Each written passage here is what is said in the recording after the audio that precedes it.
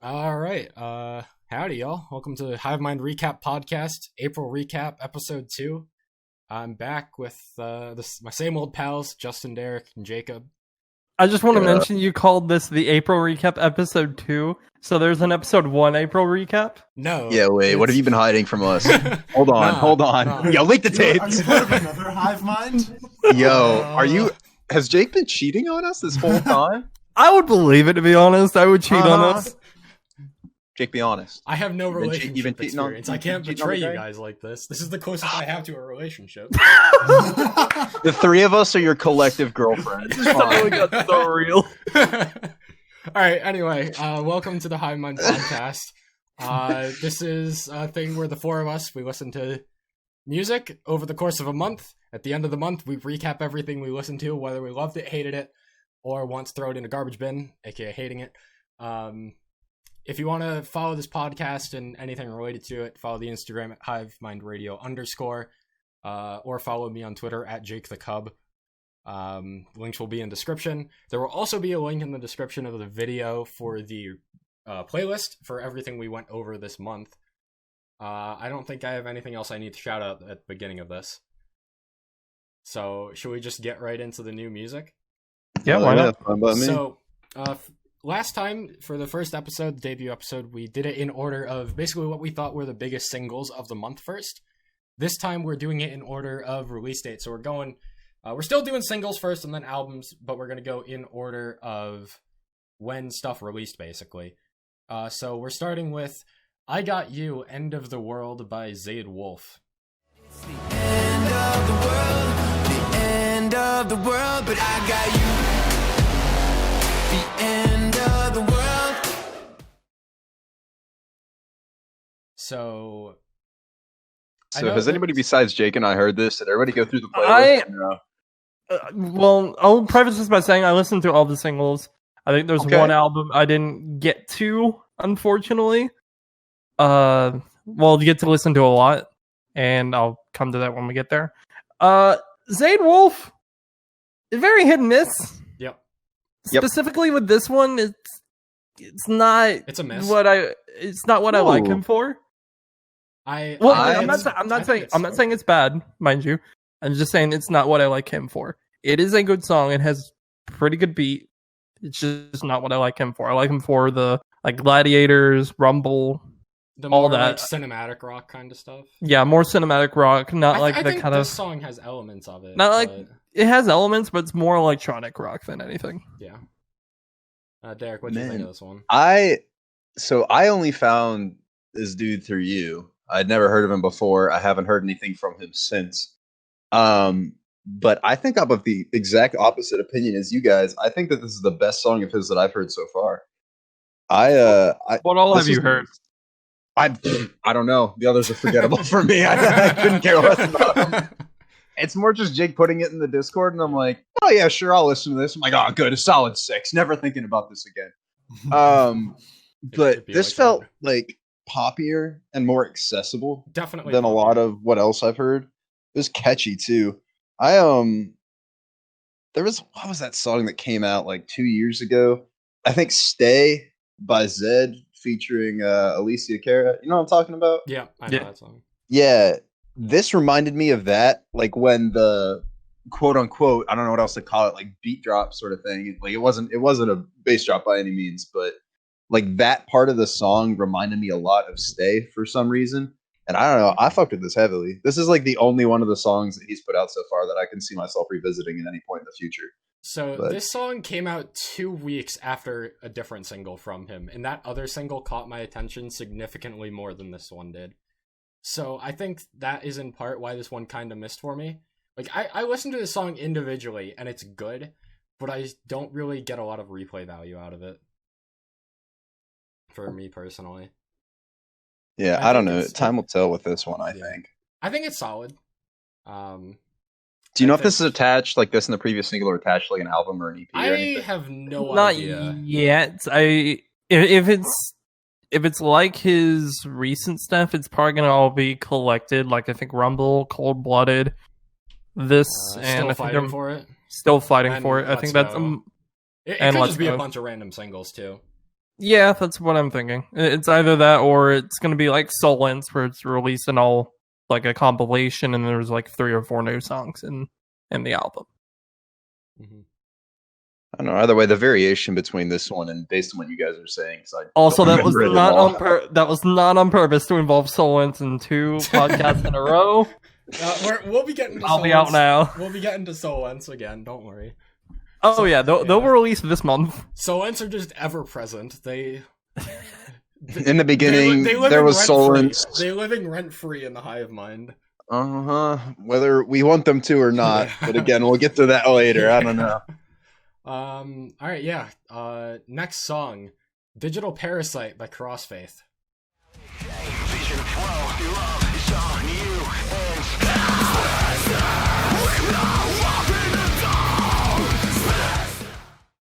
Okay, this was one I didn't get to. I like it. You like it? I don't know. I think it's a lot better than the material on their last album. For sure. Which was their last album was a disappointment. I will agree with that. It had like 3 good songs on it, and that's a stretch. 2 of them were singles. No, he's right. No, actually, there was only 2 good wasn't songs. Freedom on that album? Because Freedom is really good, but I don't really remember like anything else off of that album.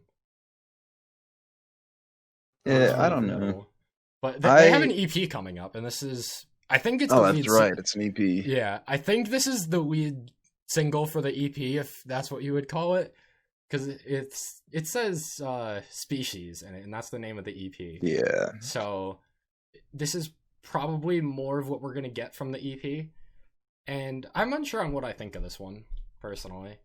I liked Endorphin better, which was released back in February.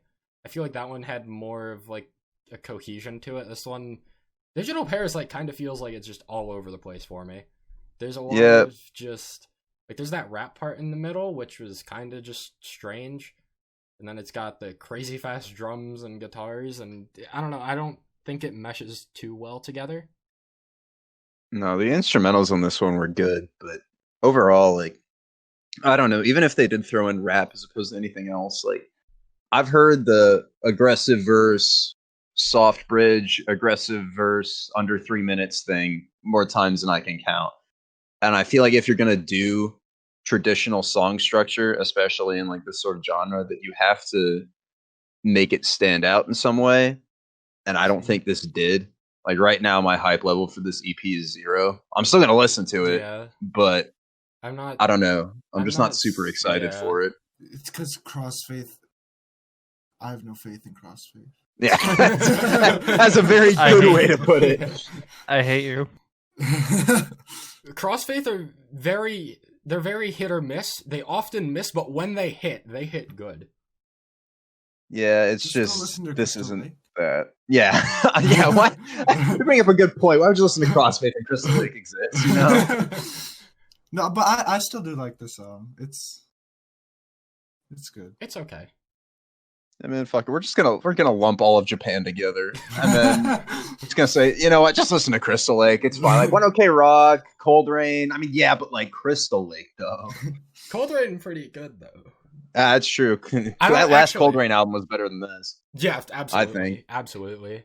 And there was a Rio feature from Crystal Lake with Mayday. Yeah, Mayday was probably the best on that album. Absolutely the best song on that album, in my opinion. I only remember listening to that because I saw Rio was featured. It popped up in my YouTube recommended earlier in the week because I threw it in the Discord. I don't know if you guys listened, but there was a live cover that Crossfaith and Cold Rain, the lead vocalist from both of them, they did a cover of Faint by Linkin Park live. Oh, I saw that. I meant to listen to that. It was actually so sick, that cover that they did live. I doubt we're getting a studio version of it, but the combination of those two vocalists of Crossfaith and Cold Rain was actually... It reminds me of the cover of Numb that Hands Like Houses did. I was just about to mention that. That makes me so mad. Yeah, I know, because I go back and listen to it every time, and it sounds beautiful. But they'll never put it on Spotify. That's like I've got a bunch of songs of mine that like are personal favorites, and then they just don't end up on Spotify, and I don't want to have to go out of my way to listen to them on YouTube. So it's like, well, okay, like I guess I'll die. Unlucky, move on. Uh-huh. I think we've said enough about this one. Let's get on to this next one. Say It Ain't So by Landon Tours. You got lost, that's simple. You and I'm in the same boat. Beautiful masterpiece. I agree. It's Landon good. Tours. He's He's- the best vocalist in the scene. I'm gonna have to agree. He can do no wrong. Honestly, he's so talented. Like I'm gonna be honest. Like I don't like fully probably a good half of what he's put out, like with the solo material and even with the plot and you. But when he puts out music I don't like, I know it's because of like my own wrongdoing and shortcomings. Like I feel like I have to apologize to him for not liking his music. Because it's so good. He's so talented. There's nothing he can't do. He produces all of the music. His vocal range is incredible. I mean, it's just Yeah.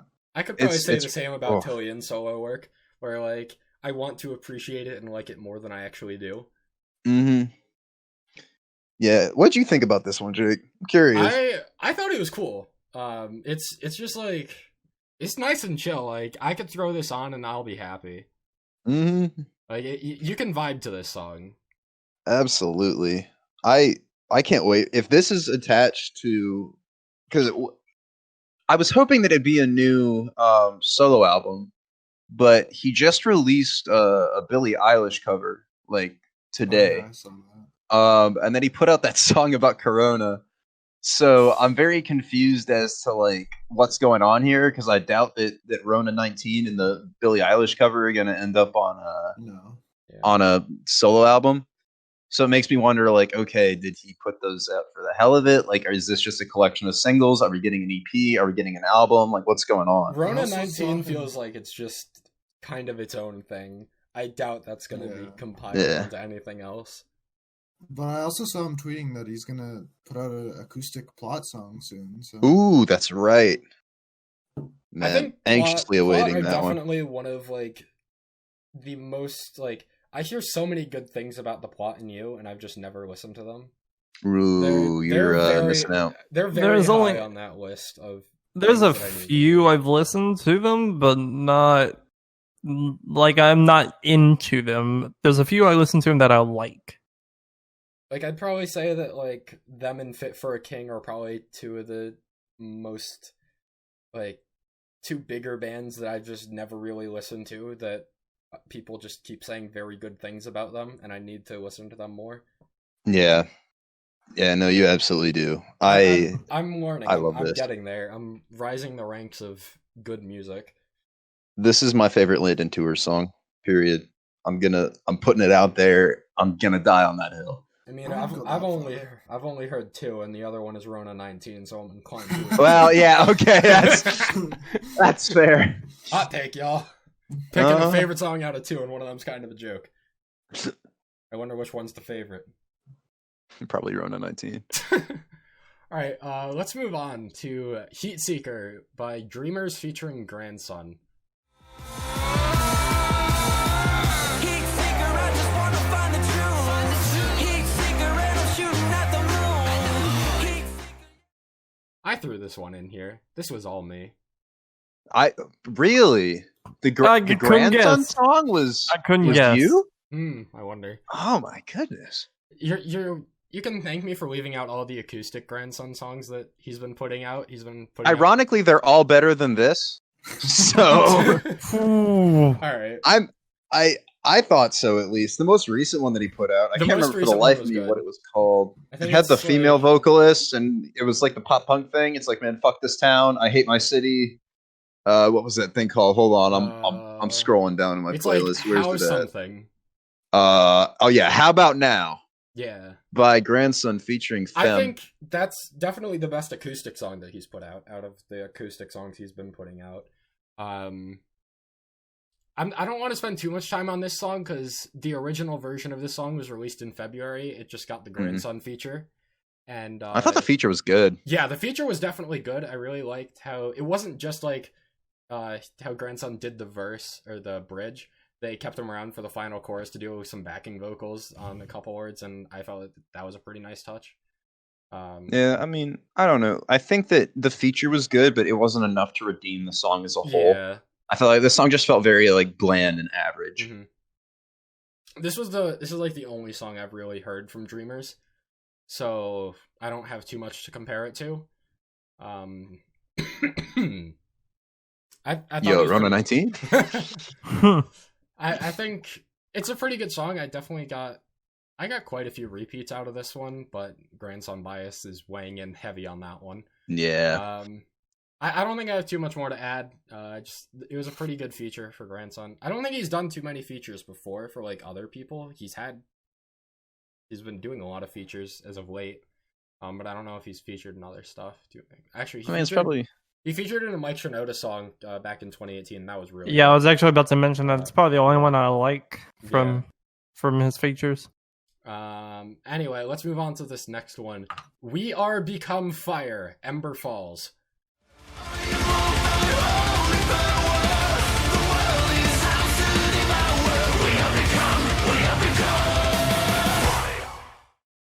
Hi, Jake. Tell me, yo, okay? was that choking sound meant for the song, or did you just I like was die? just listening to the name. I was like, what? We Are Become Fire. It's certainly an interesting name. Yeah, Jake. Tell me if I'm wrong, but that introduction, like synth, I got Amaranth vibes from that. This like, song has heavily. some Amaranth vibes to it. This band in general has some Amaranth vibes to it. Not like it's a very like loose connection. But I found Ember Falls through Amaranth. So Okay. Back in like 2017 or whatever. I think out of all of the singles that they've put out, so this is what there was Heart Shaped Black Scar, Divine, and then this. I think this is the best of the three, personally. I agree. It's really good. The thing holding this back for me was the mixing. I thought the vocals and the instrumentals were both like good on their own, but I had to focus to distinguish one over the other. Like the sound of the song felt kind of muddled to me, which is a shame because that introduction synth I love. The guitar solo was awesome, and the vocals for what they were sounded good. It's just I don't know. I felt like this was lacking something. It lacked punch. I think the instrumentals were good, but they didn't hit the way they could. Same thing with the vocals, just because of the way it was mixed.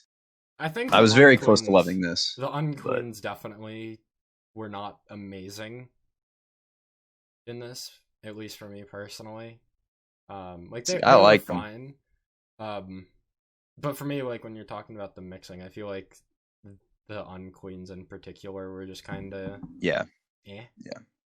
They were mixed poorly, and it didn't go over well.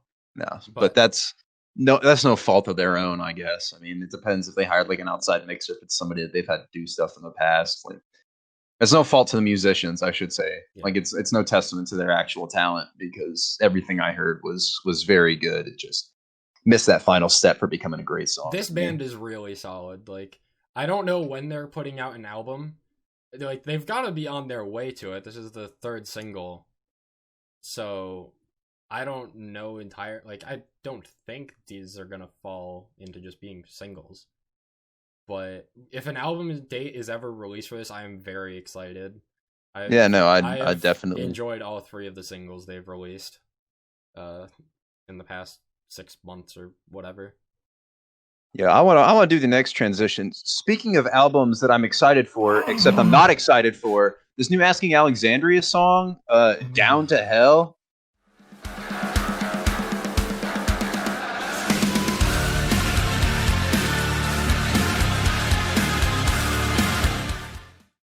Oh, this was some God. ass, dude. Oh Lord. This song made me mad. I haven't understood like the anger that like old Asking Alexandria fans have felt towards this band until now. Yeah. I don't even like Asking Alexandria's older material. Full disclosure. And this is still awful. Isn't Like- there's a lyric in this song where it's like make a hole for a waste of potential or something like that? Yeah, this is a waste of potential. This is everything that they're doing now is the biggest waste of potential to happen in I'm gonna say years. Okay, Anti-Socialist was good. it was, but this song is not. This Okay, was not good. the intro with the amp being plugged in, I've heard 1,000 times. It's been done God knows how many times in the past 3 decades. If you want some emo band to plug in their amp and play, go listen to the Broadway album from 2009. Listen to Gotta Love That Southern Charm. Okay, they've got the same shit, better vocals, better instrumentals. This was awful. This is a knockoff Shinedown song. I hate it. This is what I've It's- been saying for the past 2 singles. It's terrible. Danny does not get a chance to shine. Okay, the lyrics are stupid and impersonal. This Yeah, is the lyrics. octane fuel in the worst possible way, and I am livid. Okay, this just tanked my Anti-Socialist is a good song. I don't mind the violence and whatever they don't want what we want and we don't care or something like that. Evidently they don't care because they released this piece of shit. I seriously, this like the first time I listened to it when it came out, I was sort of indifferent to it. I was like, yeah, Yeah, whatever. same.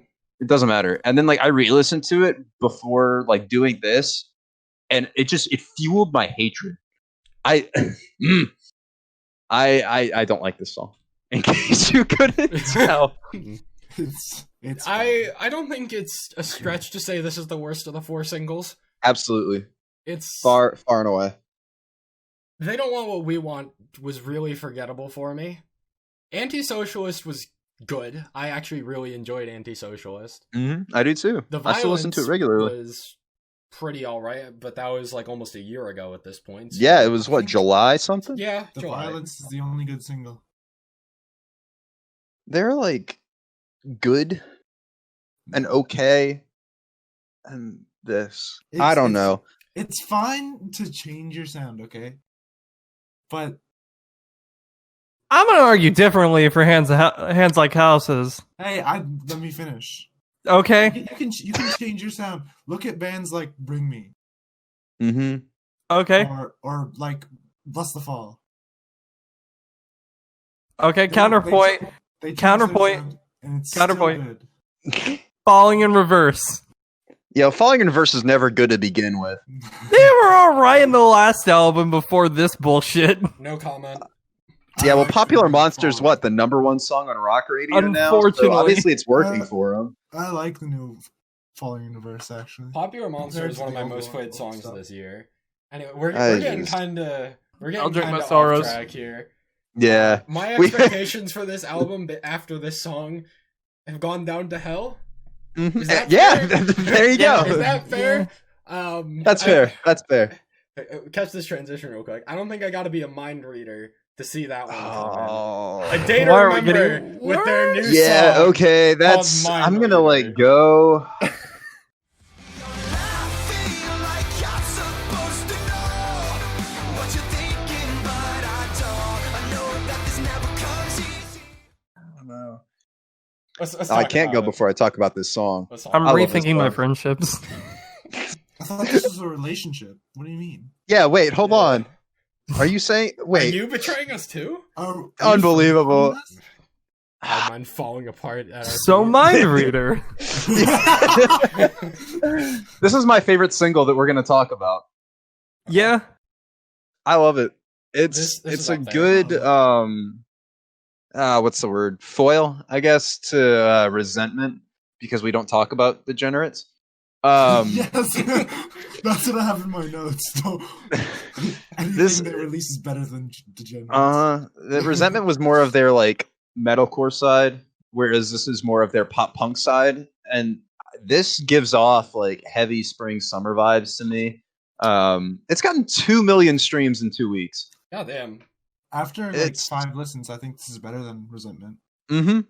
I agree too. I love Resentment, but I think that this is the better single. And now that this is out alongside Resentment, my expectations for this album are pretty high, and If I'm it's ever really coming. excited for it. If it's ever coming.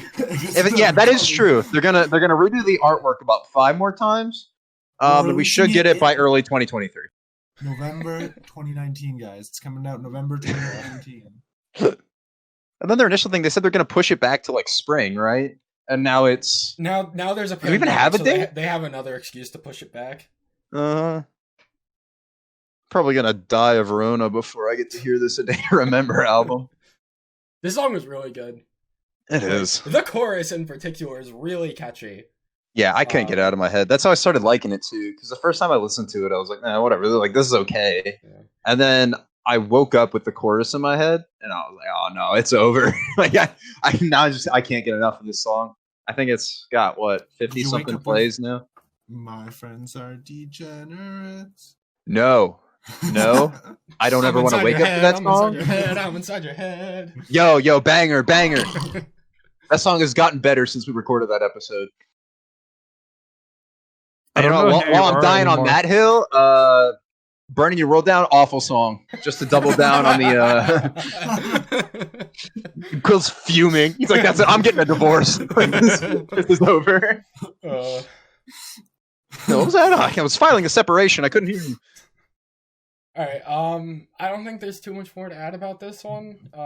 Actually, the last thing I'll say, the second verse has something about, like, a Japanese man and an ancient man. I thought that was cool. Yeah, It it's was so cool lyricism. it's so simple and like nonsensical. Like not in like a sense that it just doesn't make sense, but it's like why would you mention that? It's but it works, Yeah. and that's Yeah. a testament to how good this song is. This comes with my highest recommendation. Friendly reminder that this song released on the same day as Down to Hell. Oh, So- good. You just ruined it for me. No, I'm just saying. No, opposite. No, it's good for everybody who had expectations for Down to Hell. I'm like, oh man, that song sucked. Let me go bless my ears with Mind Reader real quick. Also releasing on the same day was this single from Citizen Soldier, Sacred.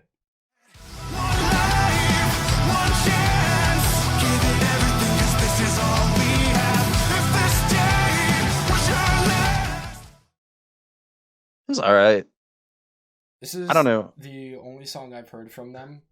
So I like it. I got into these guys through like the Montage Rock YouTube channel. Oh, Just- I know that channel. Yeah, just because like I got bored one day and explored. A lot of their first songs were actually really good, like Buried Alive, Carolyn. Their latest album I didn't really find too much liking to. There's two songs that I just out of my head that I really enjoy from them. That's First Blood and this one, because it's more of that kind of cinematic, kind of heavier instrumental rock that I enjoy. And the guy's vocals, I can't think of his name right now, but he's really good with trying to go with that kind of heavier side of it. And I hope they do it more, because going on the slow, kind of more acoustic songs, all right, it's pretty good, but it's not what I like them for. I thought, wait, cool. Do you know if this band is like a Christian rock band, kind of like Skillet? Because They're not Christian rock, but I can see the similarities. I wrote down the lyrics to the chorus, and it just like had very big Christian rock vibes. Yeah, they're one not. Life, They're one chance. Give it everything, because this is all we have. If this Yeah, day they're was not- your last, could you hold your head high? Could you live with that? This is sacred. We'll never get it back again. Like that. They're Just not as- kind of screams Christian rock to me. they're not as big into Christian rock like Rim by Wolves and Skillet are, but not Rim by Wolves. Wolves of the Gate. I always get those fuckers confused. But Wolves of the Gate and Skillet are pretty, kind of Christian heavy bands. These guys, as far as I know, are not. They've not put out any content to say otherwise. But This song just gave me vibes of that kind of genre and style. it might have that kind of like idealization. Like that might be just where it stems from, but there's no hard context. Okay. It felt like generic, impersonal, like call to arms anthem sort of thing for me. That was my interpretation of it. Yeah, I don't blame you for thinking that. It's just generally by these guys, this is the sound I like, so that's why I really like this song. I wasn't super impressed by their album last year. Yeah, their album, I wasn't impressed by it, but I still really like this song. And I think that it's all right in the same way that this song is all right. and I only say that because I feel like it misses a distinguishing factor for me. Like there was no great guitar solo, there was no breakdown. It just felt very one-noted to me. Yeah. And that's Yeah. like the vocals were good, but I needed something to break up like 3.5 minutes of good vocals. And I didn't get anything from that. It was just vocals constantly. And like I said, it's a good song, but it just didn't hit great status for me.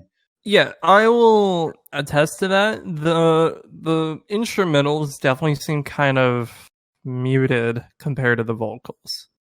Like there isn't really much focus onto the instrumentals as there are on the vocals.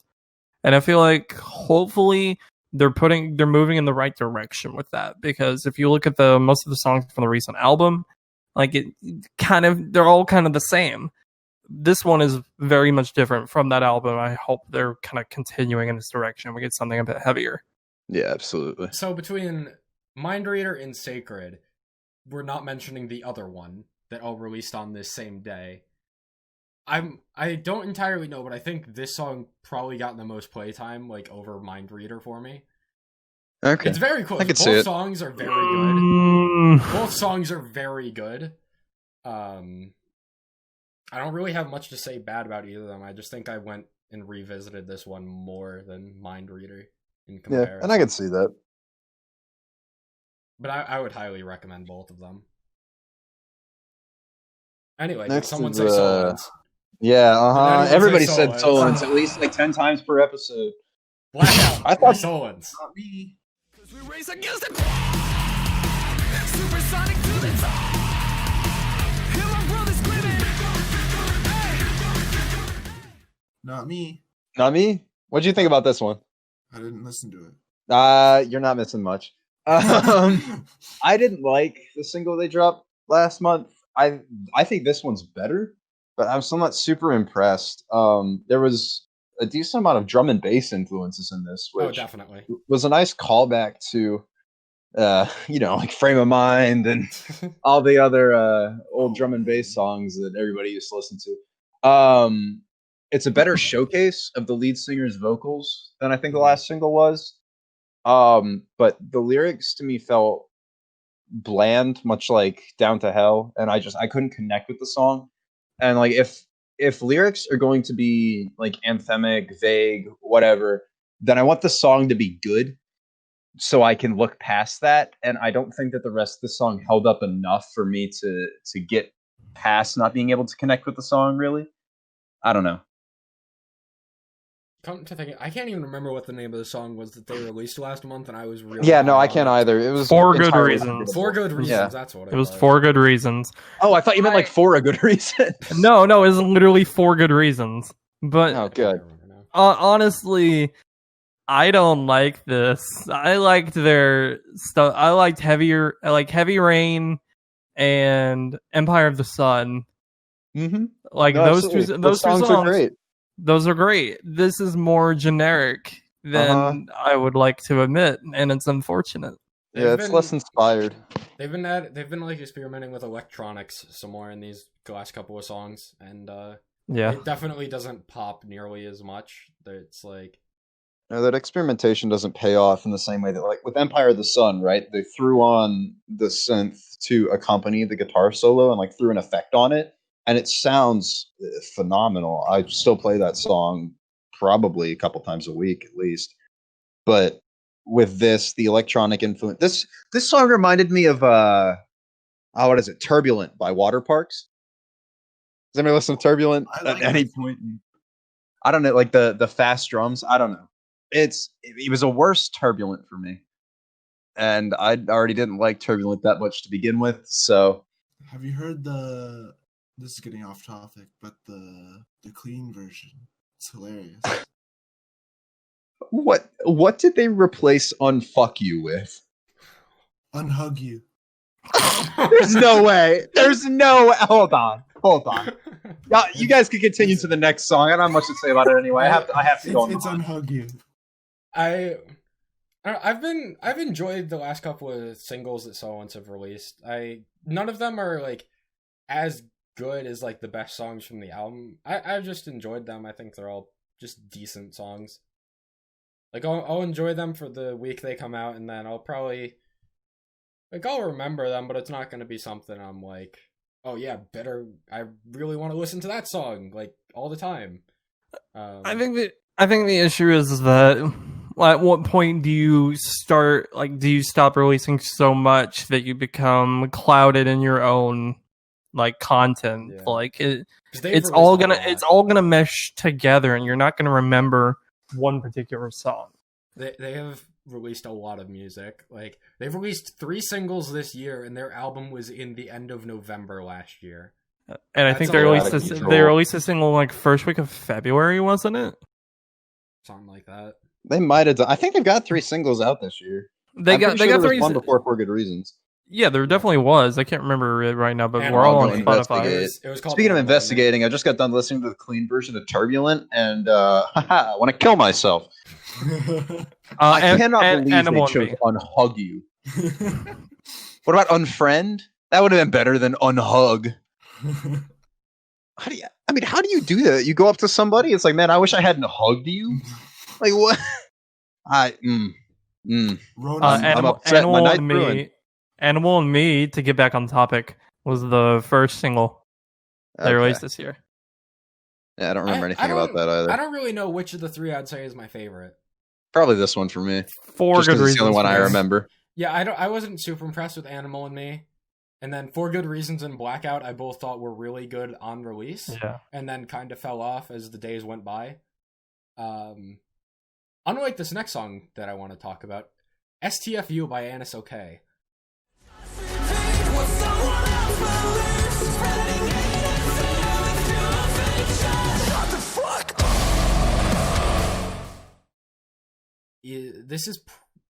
This might be my favorite song that was released in all of April.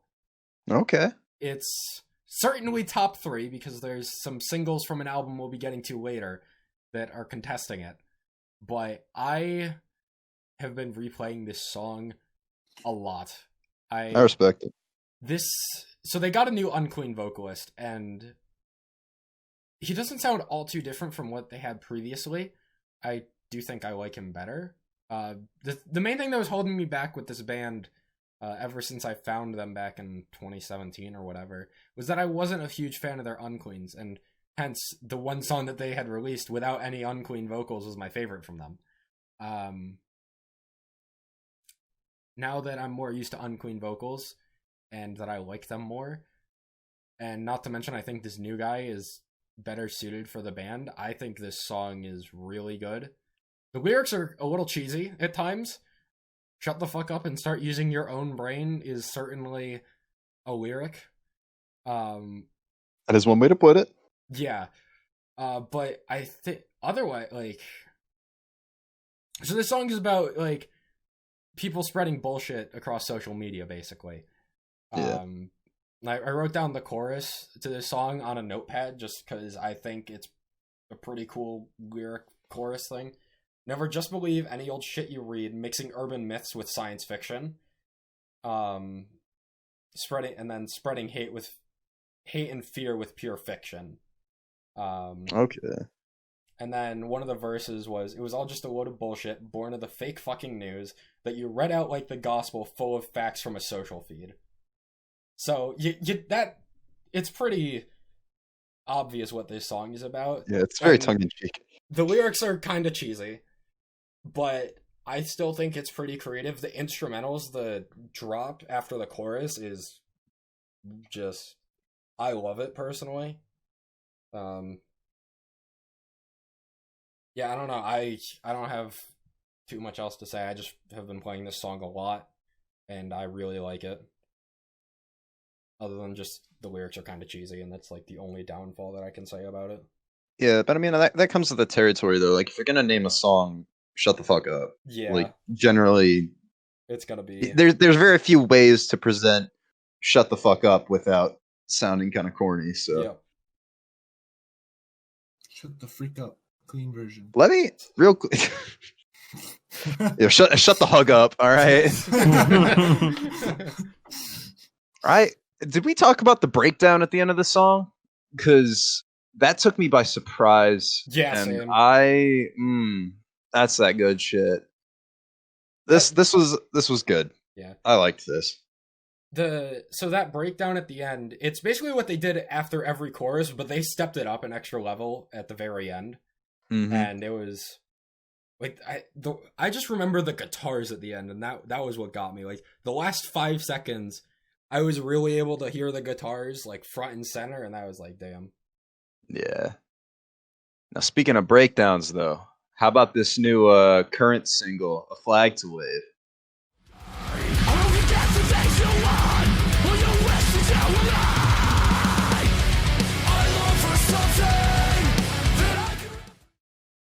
That's some good ass metalcore, boys. It's Oh some my kind of goodness. generic. It sounds like every metalcore song I've ever heard, but it's probably the best current song that I've heard. I haven't Yeah, heard I agree. a lot 100%. from them. Really? I think the problem with these singles is it's just heavy. That's all it is. Yeah, And it's not. It's.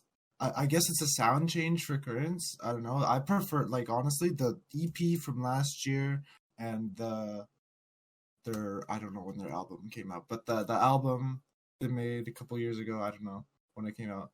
That is the currents I like. This is just. It feels like they're trying really hard just to be heavy. That's all it feels like with I can these see three that. singles. I don't remember You the know, other two singles all too I- well, but I have to agree with you, but I think that if that's the sound change they're going for, I personally like this better than the EP. And I didn't click with the previous two singles as much, but I enjoyed the hell out of this. If you're going to be just heavy, I think that this is the way to do it. Like, regardless of whether or not it's a good thing, like they did some good shit with this song. Honestly, the instrumentals were some of the best I heard this The week, if main not thing- the best. the main thing that I noted down on this song is that the bridge into the breakdown was sick. Like Sorry. that was the one thing that stood out to me because I haven't listened to the song all too much, but the bridge into the breakdown was fantastic, and the breakdown itself was fantastic at that. It just kind of sounds like every other metalcore song to me, and that's not always a bad thing. But when I'm not super familiar with a band, it's hard to make me want to listen to more of it. Yeah, that's I feel like I can understandable. also get it from a lot of other bands that I like more. Yeah, that's about all I gotta say. This Yeah, was an I- album announcement, didn't it? Ooh, I don't know. think I haven't. so. Well, actually, yeah, it is. It's fuck, it got pushed back, didn't it?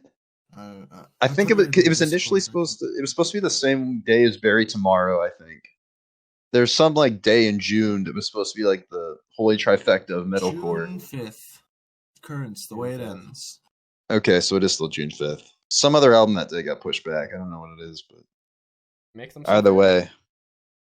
Did it Make Them might have Suffer been. get pushed back? Is that still released? Yeah, it did. That's the Okay. one I'm thinking of. Speaking But don't of worry, Make Them boys. We'll Suffer, still get buried we'll- tomorrow that day. We'll be getting to Make Them Suffer soon. Mhm. Anyone else have anything to add on this one? Not that comes to mind. Holding Absence, Birdcage. Face and you told me you were leaving.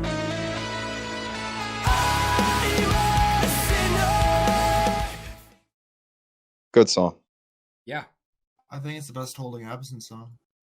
Gravity I just would have to released- agree. Gravity just released like a couple weeks ago. Their album didn't really click with me, but this it still feels like it's missing something, but it's my favorite Holding Absence song. No, I agree entirely. I think that Gravity was a good song, not a great song. And it was very close to being a great song, but something about it didn't click with me.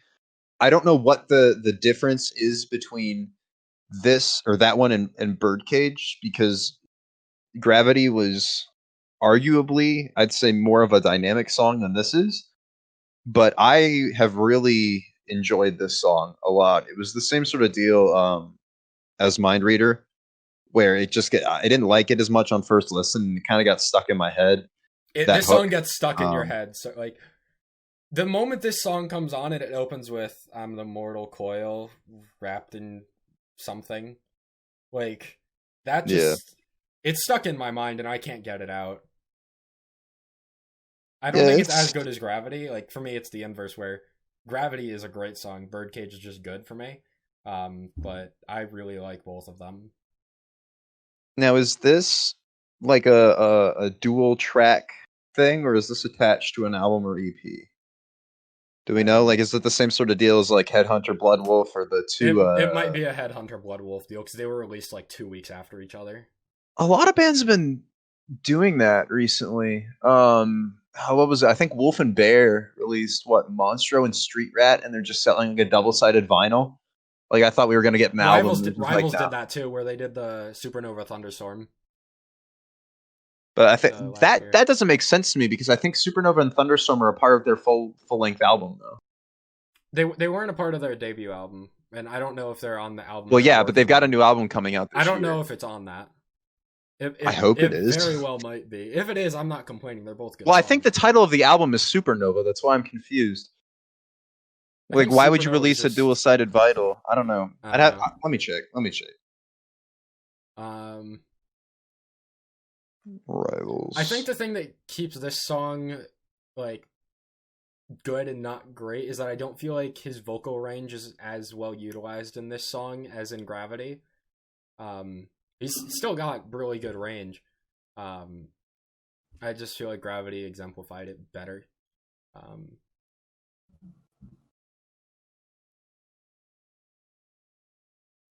Yeah, I don't know. Anyone else have anything to say on this one? Oh yeah, I guess it is. Huh. Never mind, it's not on the new thing. Is there a date for that Rivals album? No, all I know is, I guess nothing's been announced. Because I really hope that comes out this year. I know that she'd finished tracking the vocals for it, I think like 2 months ago, 2-3 months ago. Is the last I saw. I really hope that comes out this year. Fingers crossed we're getting, because most of the bands that are pushing things back are doing it because of like physical album sales or whatever. I don't feel like Rivals has the traction right now to release things physically, like in stores or anything. So I don't think that they'd get pushed back for any reason, which means that hopefully we'll see something in the vein of maybe fall, early December. Because if this upcoming Rivals album is anything as good as their debut album, I don't. What was your opinion on their debut album, real quick, Derek? It was good. They were one of the first bands that I found on my own. How was it? Over It was the song. Yeah. I think that what they did on that album was good. I think that Supernova and Thunderstorm are better material than what was on that initial album. So if this upcoming album is more in the vein of Supernova and Thunderstorm, then I think we're in for a real treat. Because potentially top 10. For me, if it's anything like their debut album, this is like almost a lock-in for top 10 of the year. That I discovered Rivals the same week that Motionless in White came out last year, and those two albums were competing for play. Like, if Damned Souls came out last year, it very well could have been in my top 5, like rivaling Sleep Talk. I loved that album. Anyway, we're getting off track here. Let's move on to the next one. Panic, From Ashes to New. Dark cloud over my head. It changes how I see life till I forget how to live. Till I forget what I am. Is it the devil within, or is it panic that I'm living just to see how it ends? Their first song in like over a year. Yeah. Really? I like it. It's not my favorite from them. Mainly the chorus. I'm not feeling the chorus, but overall it's pretty good. From Ashes to New have never been a band that I've been super high on. I've just always thought they were alright, and this song is more of the same for me. This is, and I seem to have opinions that do not sit well with Justin here tonight, but this is my favorite From Ashes to New song. I can see that. Having heard the only material of theirs that I've explored was The Future. But yeah, that's fair. A lot of their older stuff before they switched clean vocalists was probably my favorite. See, I knew that they switched clean vocalists, and I guess I never really bothered to explore it because I liked the cleans enough for this one. But I don't. yeah. I think that the clean vocalist, at least this one, has never sounded better. I think that their unclean I can agree. vocalist, or at least the person who they have doing like the rapping verses, sounds better than he did on the last album. This reminded me a lot of Siler in some respects. Yeah. Like it seemed a little bit more gruff and darker and heavier compared to the last album, which is something that I really appreciated because I feel like that's what was missing from a lot of the material on the last album that I didn't enjoy. This is probably the single I played the second most out of all of the singles that got released. So yeah, everything we've talked about from the single we will not mention that went down. Yeah. He Who Shall Not Be Named, right? Yeah. Everything from there to this song by From Ashes to New, which is like 8 singles or something like that. This all released on the same day. Or the same week or whatever. Yeah. Blessed week. April has been such a blessed month, dude. This has been my favorite month of music ever. April was a very blessed month. I still think October of 2018 takes the cake. I agree. Because October 2018 was Ice Nine Kills, Amaranth, and Normandy. And that Disturbed album. And Disturbed. And Disturbed. Dude, it was like the end of September as well. It was good too. I think that was a pretty good run. There was a good run from last year from Sleep Talk through Written by Wolves album. It was like Sleep Talk and then Dream State and Dream House in October, and then Written by Wolves, and there were Valiant Hearts as well in that mix. That was a pretty good run as well. But this month had a lot of really good stuff. I was very happy with this month. I would not argue that this was the best release month of the year. I would look back in my head, like without looking at anything in my face, I'd probably go and say that February was my favorite month of the year. But then I look at all of the singles and all the albums that released this month, and it was like, God damn, April was kind of fire. 2020, while it has taken concerts from us, has really been blessing us with a lot of good music. Mm-hmm. Anyway, let's move on to this next one, I guess. Excuse me. Drown With Me by Make Them Suffer.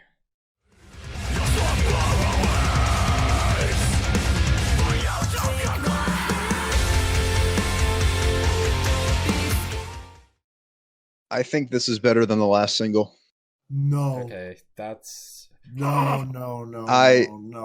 Yep. No. I'm standing by that. Literally one long breakdown. Yeah, what's wrong with that?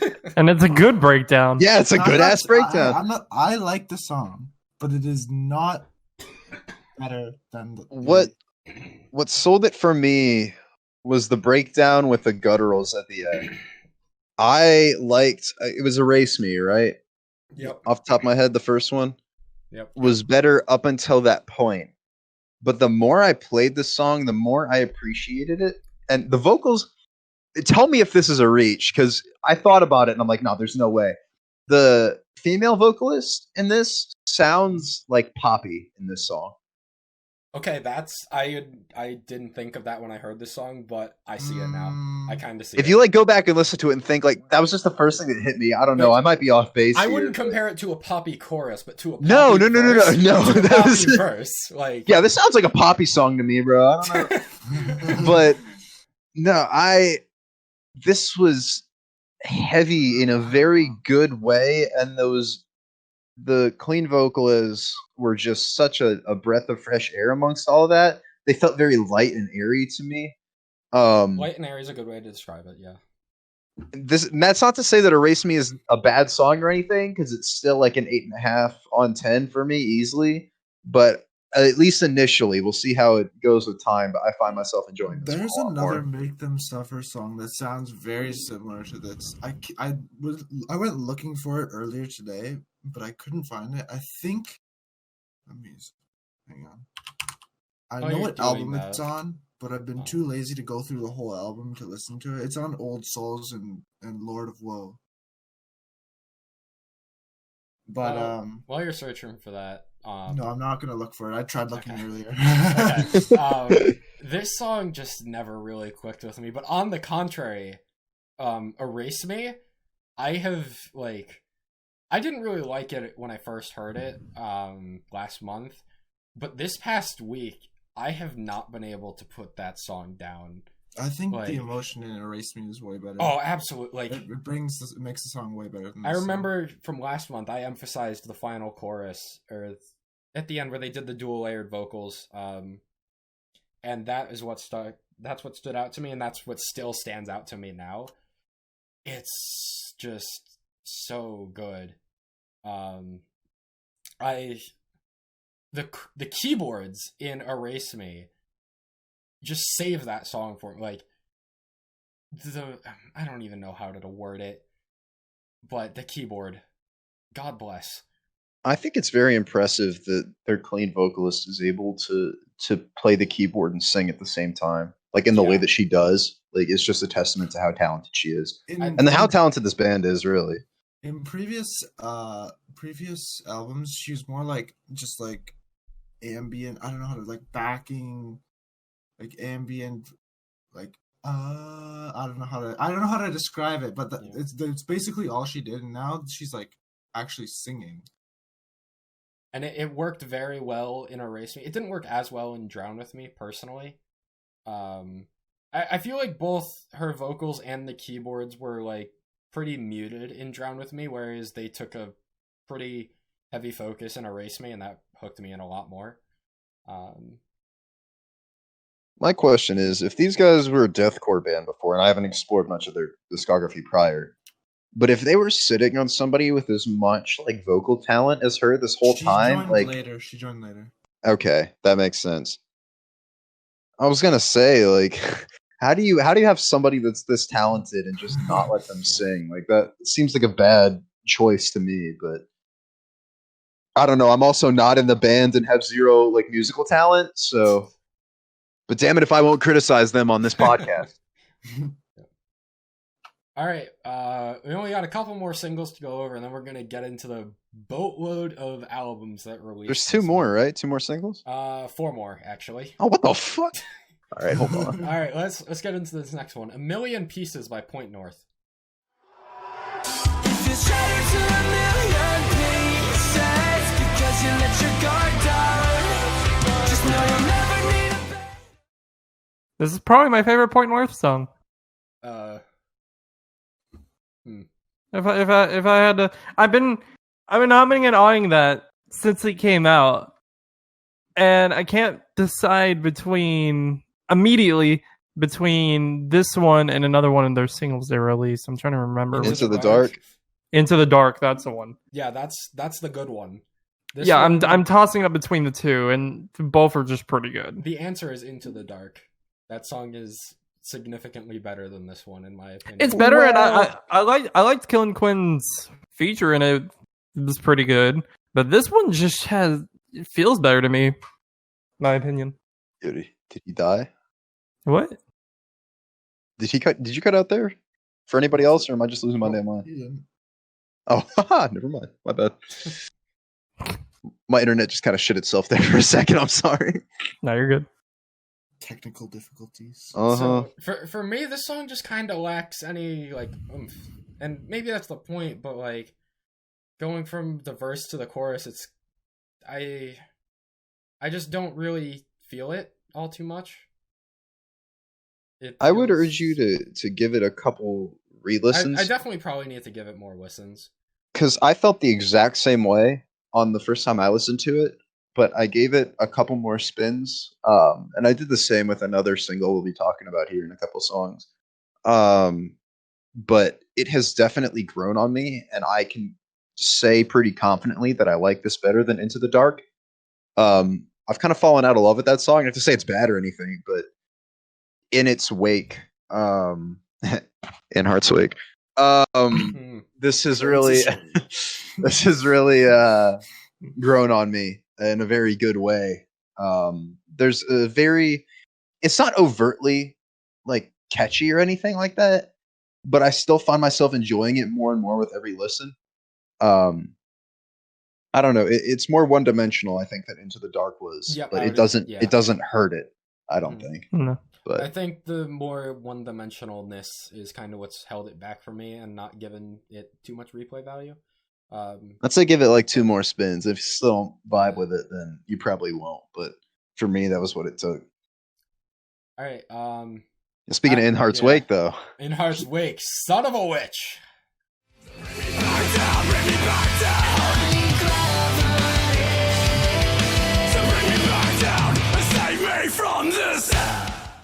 What'd you call me?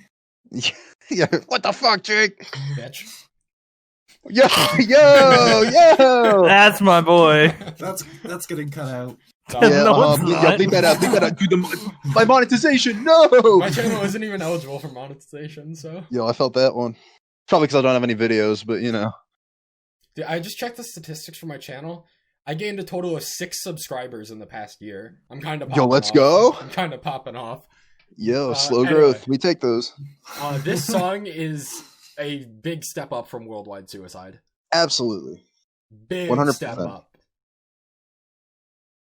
Do I like it that much? Not really. It's Gonna be classic honest. In Heart's Wake. They did something to his vocals that's like different from Arc, and I don't really like it.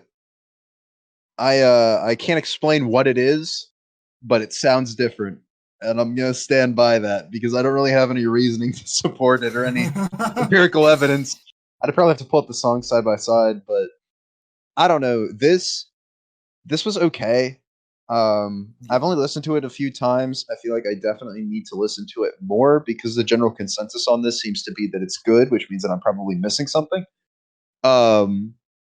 But either way, this is definitely a big step up from Worldwide Suicide and more in the vein of the In Heart's Wake that we know and love. Did you guys see the album artwork for this? No, I did not. It's so the weird. album art for the single. Oh, it is? Yeah. Yeah. All right. Isn't it that dude with like 12 arms? Yeah. Yeah. Something like that.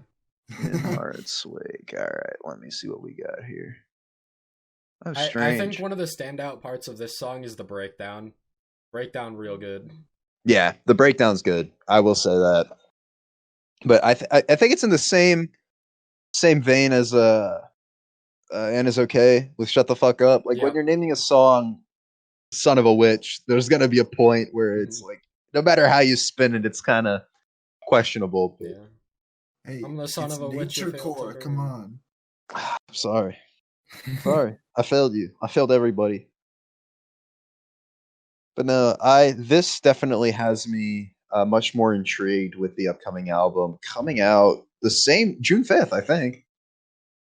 The whole Trinity. Yeah, that's what it is. It's Bury Tomorrow, Currents, and In Heart's Wake. We'll have an. No, wait, I think it's in August. I'm pretty sure. Is that the one that got pushed back? I'm One pretty of them sure- got pushed back. I'm pretty sure the third one is Make Them Suffer. Yeah. So then, So I it's guess Currents In Make Heart's Them Wake. Suffer, and what else on June 5th? Bury Tomorrow? Bury Tomorrow. Okay. We're gonna have an Should have event been, this this month, but haha. Yeah, In Heart's Wake is August 7th. Okay. Then yeah, that's the one that got pushed back. We're gonna have May is looking to be kind of dry, but we're gonna have a very eventful June, and I'm all for it. Dude. Real quick, In Heart's Wake's Twitter bio says our new album Arc is out now. Didn't Arc come out in like early they're not 2018? wrong, though. The new album. Yeah, I mean, I guess it's it's only been it came out, dude. It's been 3 years. an action. Oh my God. Yeah, May 26, 2017. All right. Whack as fuck. With that, let's move on to the next song. We're almost done with the singles here. Roses by Awaken I Am. When you're in it. Is this fair? I feel that we're close to the end. With what? My boys are back. Jacob, The boys are back. You have a lot to say about this one. And Go, Toby. Justin. This is the first Awaken I Am song I've ever heard, and I loved it. I think it sounds like Slaves, and I love it. They're on the same. Well, funny you should mention that. They're on the same. Yeah, They're on the same record label, and the lead singer for Awaken I Am produced the Slaves album. Yeah, So- this is the first single on the new record on SGB, and it's pretty good. I like Yeah. it. It's so good. It's I- not as good as like Ken and By Your Side. Disagree. Yeah, Toby, you are going to disagree, but you're just wrong. Yeah. Cool, you're kind of the wrong one here. Wait, No, how? no, I'm with you. I'm with you 100%. Good. So we're someone's kind on of my split side. on I this. agree with Kin being better, but not By Your Side. By Your Side's the best song on that EP. It's Don't touch my so baby. good. See, I didn't think that too, Jake, but then I listened to it live because someone uploaded the entire live set, and that song live is amazing. There's Kin, there's The Stages of Grief, there's Roses, and then there's the rest of the EP. Dude, why are Australians so good at music? I know. Man, that's what I'm saying. Why are Like, Australians just so good at live? man, for real. I don't know. Australians are But just the superior. It's because they're superior. in front of us. They're in front of us True. in time. So if we move the international date line to the other Yes. side of the USA, yeah, then we'll get better music. yeah, Let's go. Well, it's so easy. Wow. Yeah, how did nobody else think of this? Bro, start a change.org petition right now. Let's go to the White House. Change the time zone. But yeah, no, I didn't like this. Well, I shouldn't say I didn't like it, but I was pretty indifferent towards it on first listen, like when it came out last Friday. But I kept listening to it, and it has really grown on me. The chorus was the weakest part of it for me, and I think it still is. But it's grown on me in a way I didn't expect. I don't think that it's better than most of the EP. I think it's better than what's that one? Indifference. I think, yeah. Yeah. And maybe even the Stages of Grief. But either way, if this is what the record is going to sound like, and we're getting this and Slave sometime this year, it's going to be one heck of a ride. I'm really excited. Did they say the record's going to be this year? I would assume so. I mean, hope so. Let me go check Twitter. I'm not following them, but it'll take me like 2 seconds. All right. Yeah, I follow them. They haven't said anything about it. Oh yeah. It's either going to be late this year or like early next year. Mhm. Yeah. That's what I'm thinking. Because if Slaves doesn't have an album release date yet, then this probably isn't going to. They probably were going to have one. Do Slaves go to Swanfest?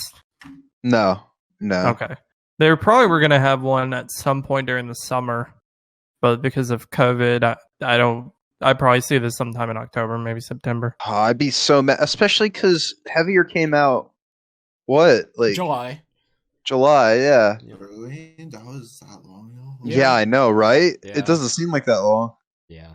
Yeah, they've spaced out their singles pretty well. Picturesque. Picturesque. I really hope that Slaves, they release a new song this month if they do the every other month thing like they've been doing. And then this time, with single number 5, we finally get an album release date. Please and thank you. Mm-hmm. It makes me wonder if they don't have a release date and these guys haven't announced one, is it like a label? Is it a label decision? You know, like, are they having label troubles? Like, I don't know. It's just something to think about. I mean, there's nothing that's been confirmed, but I wouldn't think so. Mind you, the last single was released during COVID going on. Yeah.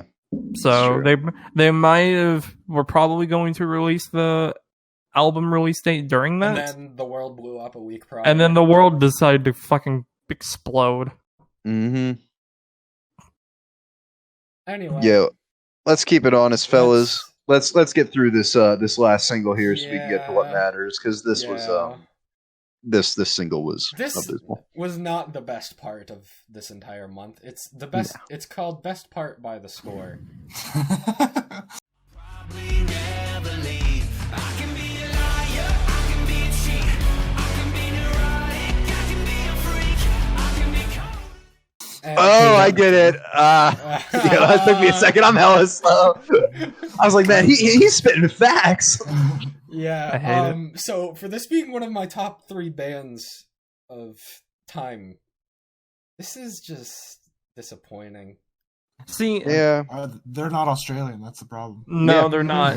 and the thing is that this released, like they teased this the day before release, and everyone's forgotten about it since. What do we for most of their songs? They tease a couple of days beforehand. Like Stay they teased on the merch, on one of the merch before it actually came out. Yep, that's The true. name of the song was on the merch. The song kind of came out of nowhere. Yeah, this song came out of nowhere. Was It not also teased disappeared and into nowhere. yeah, and disappeared into nowhere. It came and went, and it is forgettable. Yeah, Definitely not their best. They have never sounded more like Imagine Dragons, and that's not a compliment. Yeah, no, but it's unfortunately, it's not good. This was not good. this I is did not like this. comparatively speaking. This is like some of the more kind of drown out songs from their Atlas album. Like I was saying with Point North that I didn't really care for the Point North song. I care for this song. I care for this song even less than the Point North song. And I only played Point North like maybe 5 times, 6 times. 4 of those being in the car driving my sisters to somewhere. And not on my own doing. But yeah, this song by The Score, they have released so much better than this. And yeah, this is not it. Let's move on because Yeah. we got an EP and 7 albums to talk about. Holy shit, 7? How the fuck did we get 7? We got an EP and 7 albums to talk about, and we're an hour and 8 minutes into this podcast. Oh, great. Y'all, let's get right into it. I'm getting deja vu to the last one. Real quick, Deja vu. I don't wanna rush this, but let's start off. Designer Disguise released an EP called Nowhere. That's what it's called. Nowhere, as it dawned on you, it's a stairway to nowhere. Where? Yeah. To preface, this was a band that I found through Discover Weekly. Showed Jake. Jake liked it, and we put it on here. They got similar vibes to From Ashes to New. Yep. And I like them better. Huh. Well, now I gotta listen to this at some point. This Full disclosure, EP I guess. was weird because it's a 5-song EP, and 2 of them are interlude/opening tracks. Yeah. So it's really only 3 songs. But of those 3 songs, Undercurrent and Stairway to Nowhere are both really good. Definitely got. And Enemy was also pretty good. Enemy was the one that got the least playtime for me. But it's a solid EP. In general, like from all the EPs I've heard this year, I haven't been too impressed with any of them in all honesty. But this is up there. This is enjoyable. Yeah. For being only 3 songs, it's yeah. Definitely got the From Ashes to New vibes to it with like the rap verses here and there. More so in Undercurrent though. I don't entirely remember if it was in Stairway to Nowhere or Enemy. Yeah, I don't really have too much else to add for this one. I have not listened to this, so I can't really chime in. But Me either. based on what you told me, I'm throwing it in a listen later, and I'll get around to it eventually. Yeah. All right. Let's move on then. That's the only EP that released in April. 7 albums to go, starting with Let's go, All boys. Time Low and their album Wake Up Sunshine. And I don't wanna wait till the sunshine fades and bury our love in a shallow grave, 'cause the world could be cruel to us. Masterpiece. More like Beautiful. High. Hell yeah, brother. This is the best all-time low album. And that's another controversial take for poor Justin over here, who is still stuck in what, Don't Panic era? Hey, But Here's the thing. After this came out, I listened to it quite a bit. I'm gonna agree with you. let's go! Okay! Yeah, I will agree because that was mostly nostalgia when I was saying it, because Don't Panic, I think, was the first album I ever bought myself, because that came out when I was like, what, 15 maybe? I don't know. I don't quite remember what year it came out, but it was pretty good. And yeah, this album is really good. So good. I had no exposure to All Time Low. Not prior to this, but I'd never heard of them like even once I'd gotten more into like scene music and like heavier music and stuff like that, until my girlfriend decided to show them to me because it's her favorite band. And I just couldn't get behind anything that they were doing. Like their music was all okay to me, but I couldn't. Nothing clicked. And then the singles for this started to come out, and they showed up on my release radar because I'd listened to multiple of their albums in full, trying to find something. And I think the first single was Some Kind of Disaster, and then Sleeping In. And those two songs together are amazing. I think that putting the 7 singles as the first 7 songs. Yeah. I didn't listen to any of the singles before it came out. You were like, listen to it, so just listen to it, and it was good. Yeah.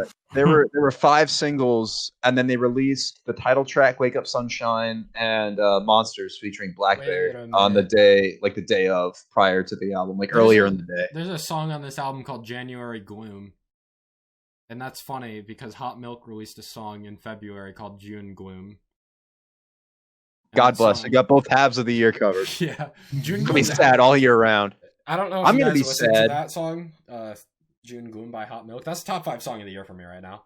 Yeah, I got a Hot Milk shit's in my Listen Later playlist as well. I did not listen to this album all too much. I only listened to a handful of songs before. I haven't listened to the full album yet, full disclosure. I only listened to 2 or 3 of the songs from it, just in preparation for this to get an idea, and it was fine. I don't think I've listened to enough of it to have a real opinion on it yet. I've listened to it, I think 5 or 6 times all the way through now, not to mention individual plays on different songs. And even the songs that I wasn't as high on to begin with, like some of the singles, as well as Favorite Place, and Basement Noise, the closer, which I really did not like Basement Noise on the first listen. I love that song. I know, it's grown on me heavily, and it's one of my favorites on here now. I think Pretty Venom is my favorite song on this album. And that's strange because you never really get an interlude as your favorite song generally. But I think that the way it splits up the album between the last 7 songs and the first 7, the singles and the unreleased, it does an amazing job of that. I haven't been able to put Pretty Venom or this album down for that matter. This alongside 2 other albums we're going to be talking about, are in contention for album of the year for me. I cannot get enough of this. It's so positive and upbeat, even when the subject matter of the songs isn't. Like Glitter and Crimson, my understanding of it is that it's about a Romeo and Juliet style thing. People separated and they can't see each other, and their love's supposed to be forbidden or whatever, but they're overcoming adversity. Clumsy's about stumbling in a relationship. Safe is about finding a place where you can feel secure amongst all the hardship of the world and all this stuff. The first 7 songs are very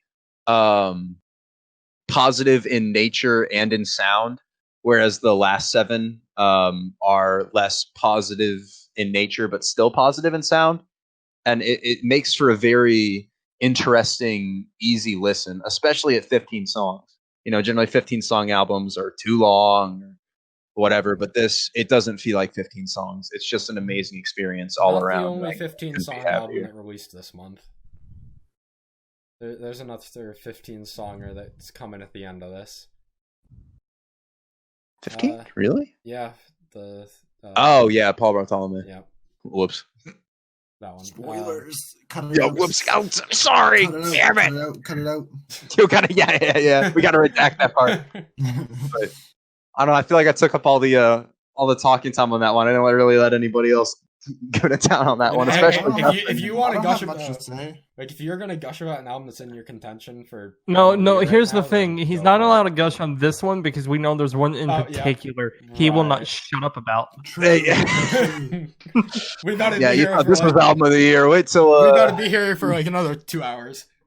Yeah, I don't have much to say about this album, but track by track, first all-time low album like I've actually listened to. Like I've never listened, like even tried listening to this band. Then Derek was like, "This is good," so I was like, "Okay, I'll go listen to it." And I listened to it, and I loved it. Yeah, it's on my to listen to list. you won't be disappointed. This is an easy recommend to everybody. I think it's probably the most accessible album we're gonna talk about today. Probably. Which means I can. Vermicide Violet. What?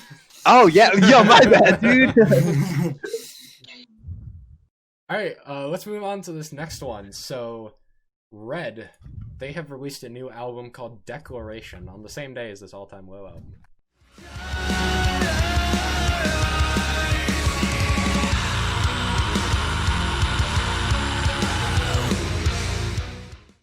Yep, before we get into opinions, I just want to say this one was fully fan-funded. This is a fully funded fan album, and That's right. they did really good with it. Well, they raised what, $50,000? I think it was. I think so. I don't remember the exact numbers. It's probably their Indiegogo is probably still up, or whatever they used. Is that why it's so short then? Yeah. That makes sense. Yeah, I believe. Like my only complaint about this album. Was it 10 songs? Yeah. Yeah, that's how much it got funded for. Man, honestly, I'm okay with that as something to give to the fans, because the fans funded this. You know, keeping it short, making sure they're still fans after this kind of music that they're producing. That just gives more hope that in the future there's going to be a bigger album and more bangers. And that keep the sound. They released this early, actually. Yeah, they did. At a later date, but then Corona happened, and they're like, "Can we release this early?" And they did. Yeah, so it was really good. This is I don't know if I like the Yeah. singles. Yeah, I don't know if I like the singles more than the rest of the album. How many But- singles were there? 4, right? Yeah, it was. Yeah, Shit. that's my only problem. Yeah, it was about Too many. 40% of singles. the album. Yeah. Too many singles and too short, but I guess you told me why it's too short, so now I know. Yeah, it makes sense. So like the next album is probably going to be the standard like 13 or so tracks, and it's probably going to be really good as well. Yeah, I've been But listening to the. Oh, go ahead. Yeah, I'm glad they're kind of steering a bit more away toward the sort of electronic sound, because they do better with like the rougher, like heavier rock. And yeah, I've I been like it. listening to this band for ever. Like, Mhm. since like their first album. Yeah. So how does I it don't- stack up then versus their other material? would you say? It's up there. Yeah, it's up there. It's not gonna be Beauty and Rage. Yeah, It's not gonna be of Beauty and Rage, because that is literally their best album, and it's so good. I'd say this is probably second or third. I'm gonna say third because they're Yeah, Until We Have was- Faces. Yeah, it was this and Until We Have Faces, yeah. And then their last album, Gone, I would probably put that like toward like fifth or something. I don't know. I I've don't know. listened to No, a I'm not a Beauty fan and of the Rage, last and I album. couldn't get it. I don't get the Red hype. But I I also, listened You to had to listen almost to it in nothing high from this band. school. Yeah, you I you need to did. go back to high school. I did, bro. I just graduated high school last year. Yeah, because I remember everybody was talking about it. Because that seems to be like the unifying thing between like the melodic, like instrumental metal, like death metal side of the Discord, and like our little quartet that we've got going here. But like everybody was talking about how good it was, so I went and checked it out, and it was okay. I Honestly, thought. Mhm. If I listen to it now, and I don't think I would like it as much because my music taste has changed, but it was really good when it came out. Like, it was like my favorite album for the longest time. I think, Derek, you should probably give one of their earlier albums a spin, because that's where they kind of started getting like that heavier, like not the. It was Just don't more listen to Release the Panic. yeah. Don't listen to Release the Panic, but End of Silence and Until We Have Faces. I think my problem with a lot of like quote unquote classic albums is that they were very good for their time, but nowadays you've got so many bands who have taken that sound and matured it and refined it. So you've got this, like, I think, and I might get some flack for this one, but I don't think that Collide with the Sky by Pierce the Veil is that great of an album. I think it's okay, but I feel like what's been done since then with like that same sort of sound is better than what that is. So when I listen to it in comparison, I'm like, well, I mean, it's okay. And I feel like that's just a lot of what I felt like with the Red album. Yeah. Yeah. And so with that said, I haven't listened to this album yet, but it's definitely up there on my list of ones. It's kind of genty, actually, this one. Ooh. Yo, God bless. Something to fill my Veil of Maya void till that single comes out. I don't have too much to say on this because I literally have not listened to a single second of this band. So, Really? Nothing? Actually, I might have heard The Evening Hate when it came out as a single, but that's it. I know very little about this band. I just know that people talk about them as like kind of. It's like symphonic rock with screaming. Got it. Yeah, I don't really have too much to add. I think we've discussed it pretty well. Let's move on to the next one. Beyond Unbroken with their debut album, Running Out of Time.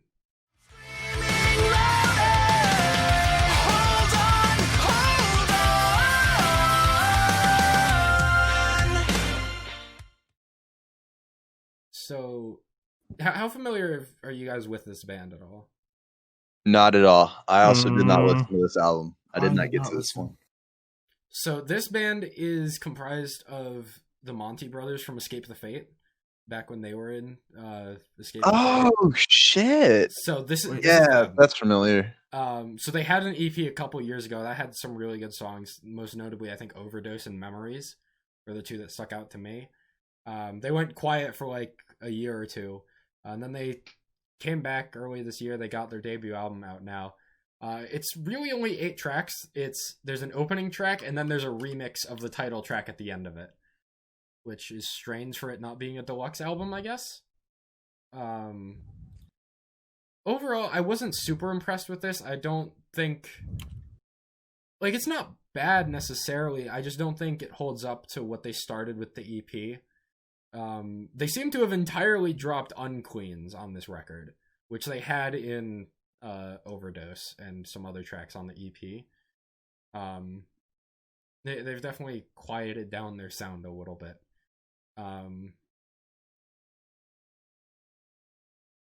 I wasn't terribly impressed by the singles. Enemy was alright, In My Head was alright, Running Out of Time was pretty good. In terms of the rest of the album, I think the standout for me would be The Nightmare. It has a really cool opening. The chorus is pretty good. Other than that, I didn't get much replay value out of this album. I didn't see much reason to revisit it. Overall, I think it's okay. But there's definitely a lot of stuff that I would recommend prior to recommending this once you're into this kind of music.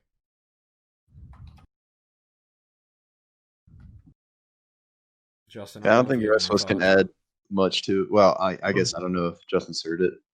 No, I glanced over this album. Let's see, this album and the next album, I just kind of glanced over and was just like, not feeling it. The day I listened to them, and just kind of haven't been able to go back to them. So, all right, so let's move on to this next one. So this is The Praxis of Prophylaxis by Vermicide Violence. I don't know if I pronounced that right.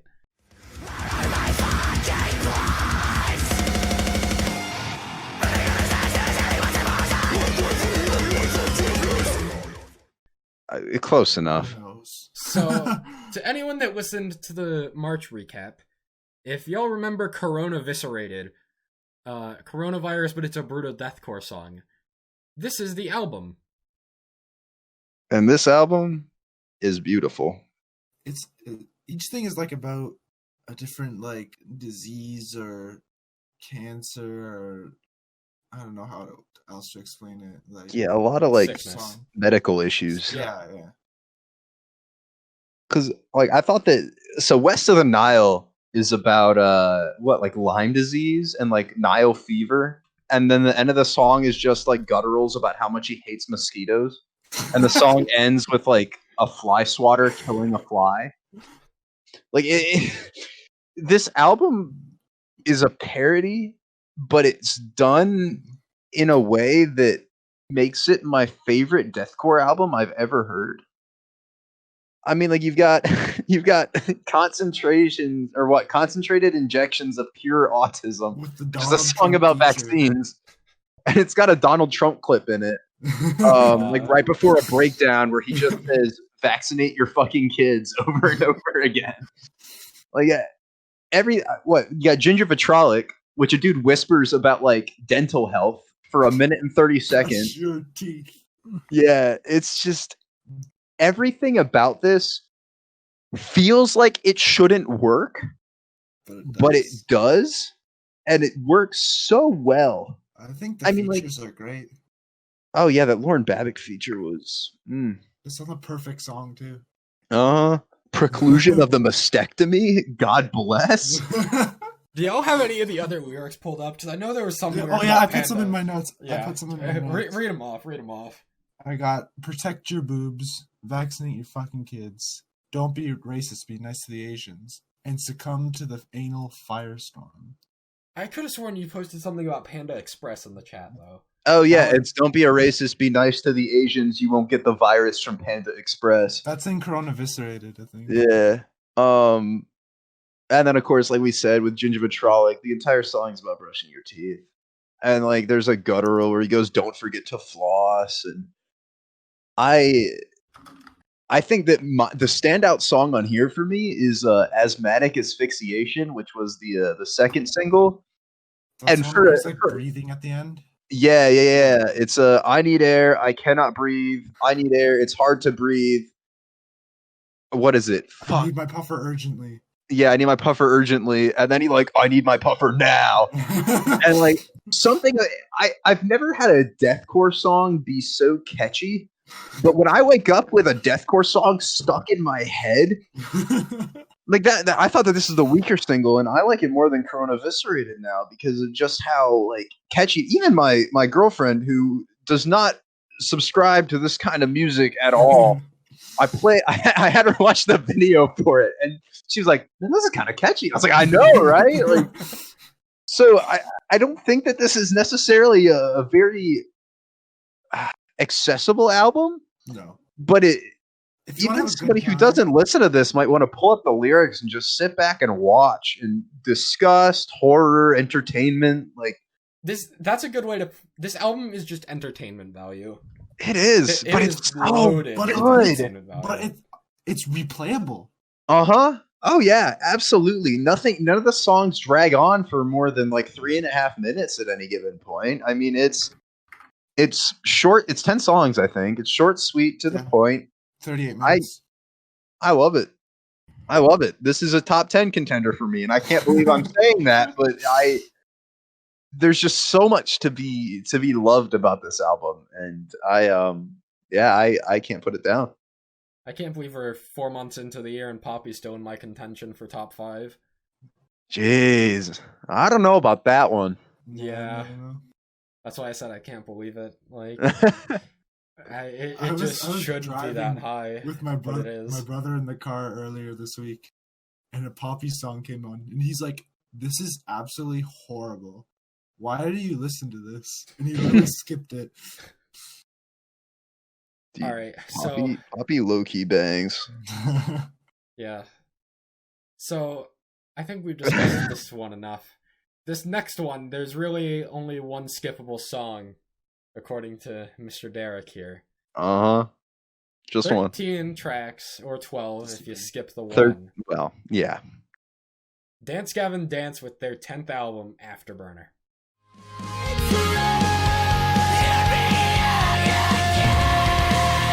Heal my treatment, make it dirty on principle. I thought it was. Is it 10th? It depends if you, because we got what? Whatever I say with heard Royal 10. Ocean, Downtown Battle Mountain, then what? It's Death Star, Happiness, DBM2, Acceptance Speech, Instant Gratification, Tree City Sessions, Mothership, Artificial Selection. Yeah, it's their 10th. Wow. If you count whatever I say is Royal Ocean as that versus like an EP.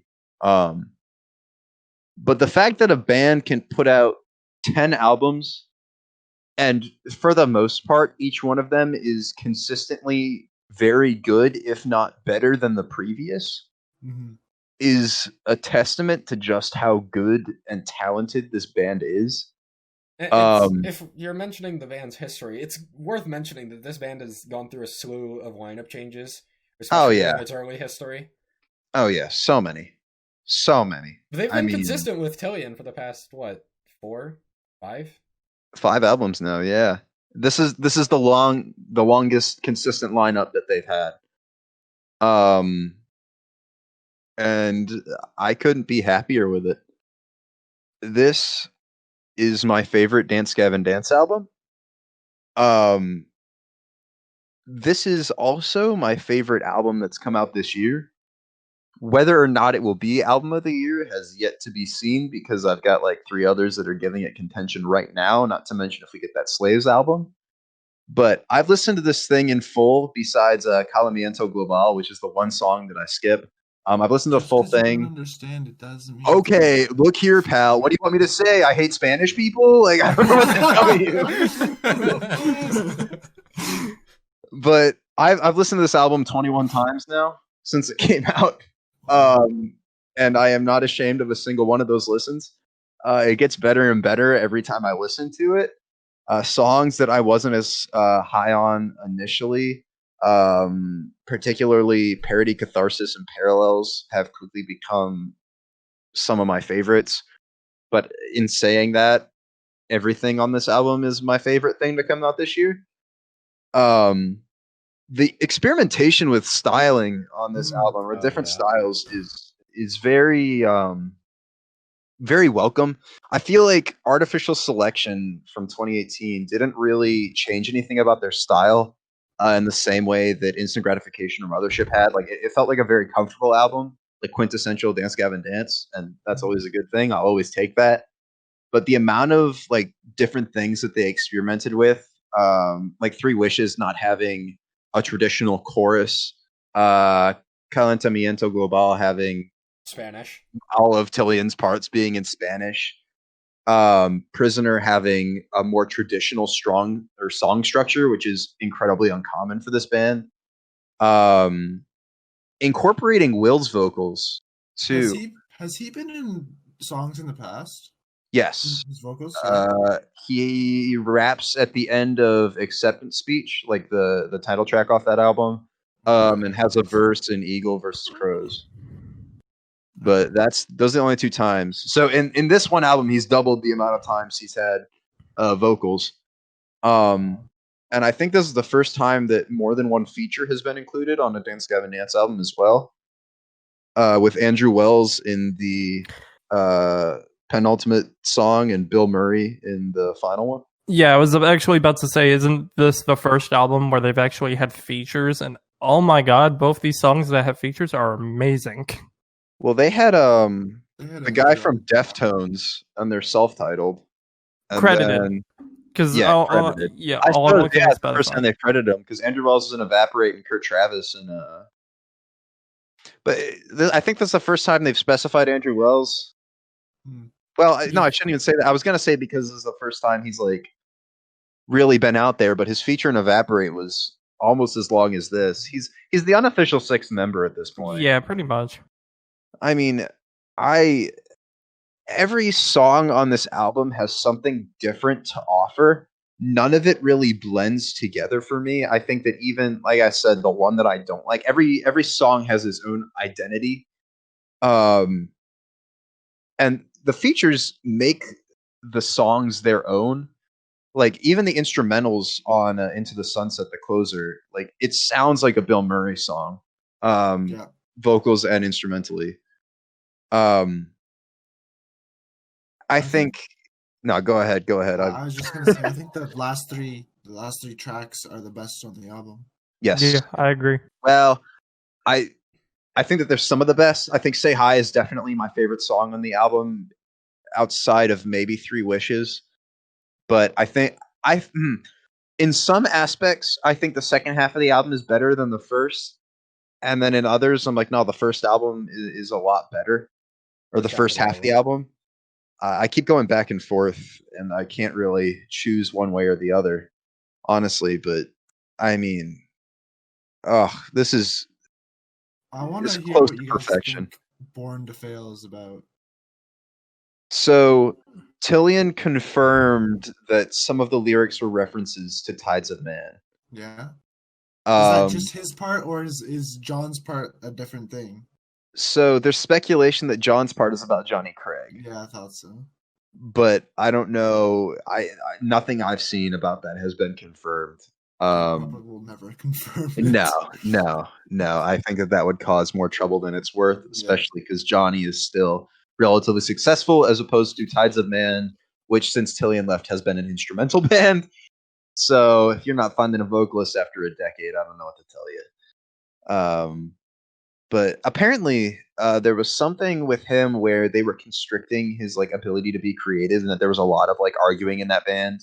And that once he left, they tried to get him back, which would explain some of the lyricism on here. But I don't know. On one hand, it's kind of petty. Song, because I only listened to it the 2 times I listened to it the day the album came out.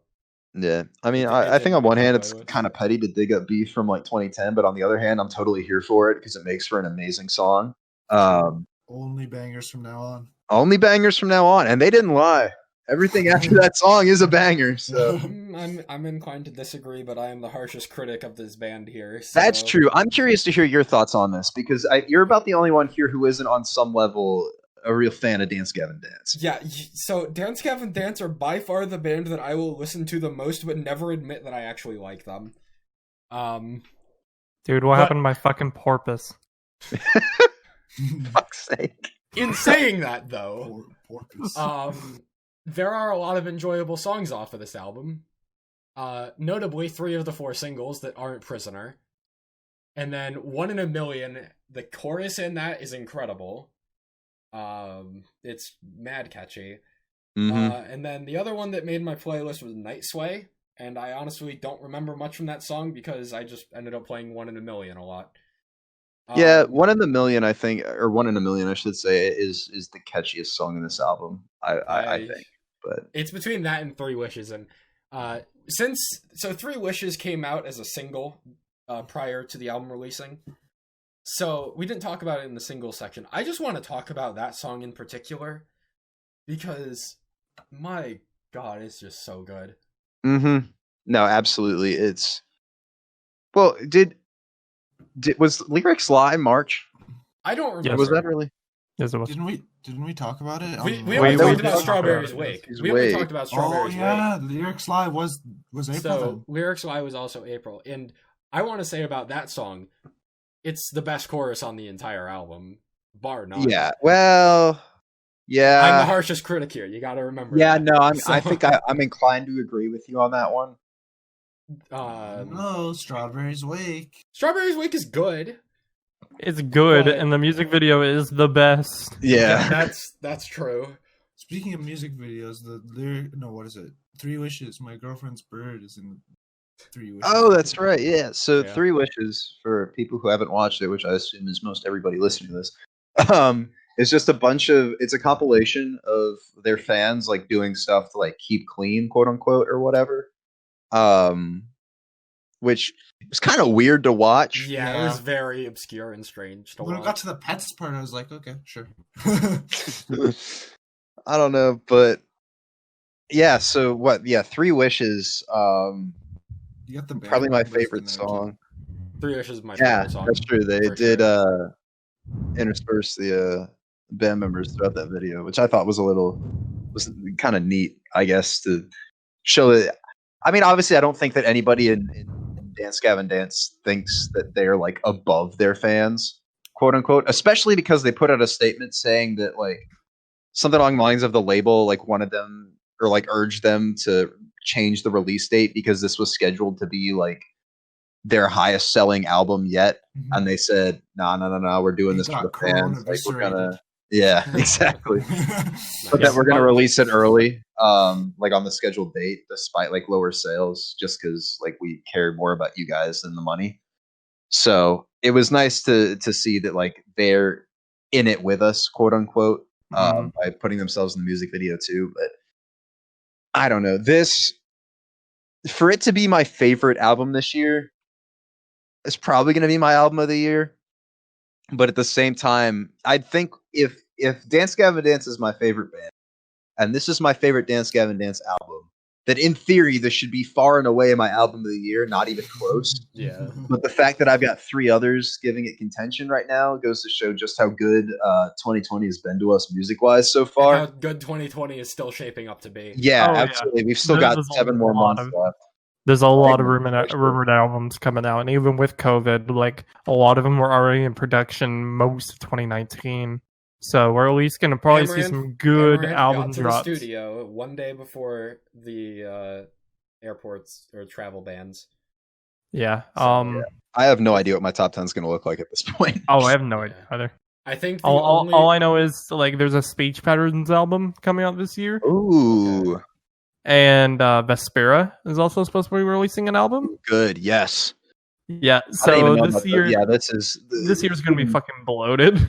Yep. Good thing I got that Excel spreadsheet or whatever. Right. If I didn't have that, dude, trying to figure it out would be impossible. You would have a fucking stroke. Even now, I don't think that like looking at what I have right now, that some of the songs with like a higher score, quote unquote, may not be the ones that I pick as like my top 12, just like overall enjoyment level. I think Like, the only album that's come out this year so far that probably is going to end up in my top 10 was at the end of the year is Polaris with their album from February. Otherwise, I don't think anything else really even gets close to top 10 potential. Maybe Poppy. Maybe Fight the Fade. But all three of those really are just... Oh yeah, Fight the Fate also had an album. I think Fly Like Sin is also possibly releasing an album this year. Anyway, Dance Gavin Dance. Yeah. Any final words on that? I've said everything that I can say, I think. I don't think I feel like I didn't criticize this album enough. But You shouldn't. Yeah. Album's incredible. I think I like Andrew on Evaporate more. Yeah. You know, I need to go back and listen to that again. I think something that was interesting to me is I think his feature on this one vocally is better. Yes. But in the way that it's placed and used, spread out. Yeah, I think it's better on Evaporate. I didn't notice it the first couple of times I listened to it, but Lyrics Lie, he has backing vocals on the final chorus that like I kind of just appreciated but not heard. Like I heard it and it was like, oh shit, this sounds nice, but I hadn't realized that like it was him doing it. And so I went back and listened to it, and it's made me appreciate that song all the much more. I'm surprised that it took me the album actually releasing to actually like Lyrics Lie, because that song didn't make my playlist when the single came out, and then the album comes out and I re-listened to it and I'm like, holy shit, this is good. And it's a very interesting, played other than 3 Wishes. It's a very interesting phenomenon when that happens. Like there have been plenty of songs in the past that get released as singles, and I'm like, man, whatever. And then I listen to them in the context of the album, and they're just all much better. Yeah, Prisoner's grown on me as well. It's not in the playlist, but it's grown. I still think it's the weakest single, but having listened to, I'd listened to it, I think 50 times before the album came out. I was looking at it before because I wanted to see how many times, or keep track how many times I've listened to the album. That's been my my marker. But enjoying, I just had a fucking stroke. Holy shit. In listening to this album more, everything that I was high on before, I've gotten even higher on now, and stuff that I wasn't as high on has all grown on me, single or otherwise. So this comes with the highest recommendation, even though it's not necessarily the most accessible, given John Mess.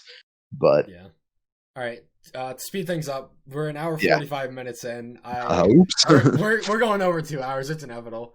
We got 2 more albums before we're done.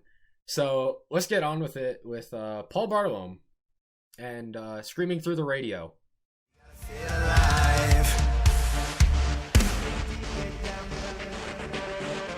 You gotta roll with the punches. You gotta face it. Yeah, that's a good shit. You said Bartolome? I don't know how to pronounce it. I think there's an accent on the E in his There name on is. Twitter, I think. It's Bartolome, right? I think it's Bartolome. Yeah. It's Bartholomew. Yeah. All right, so we got Peter Bartholomew in his new album.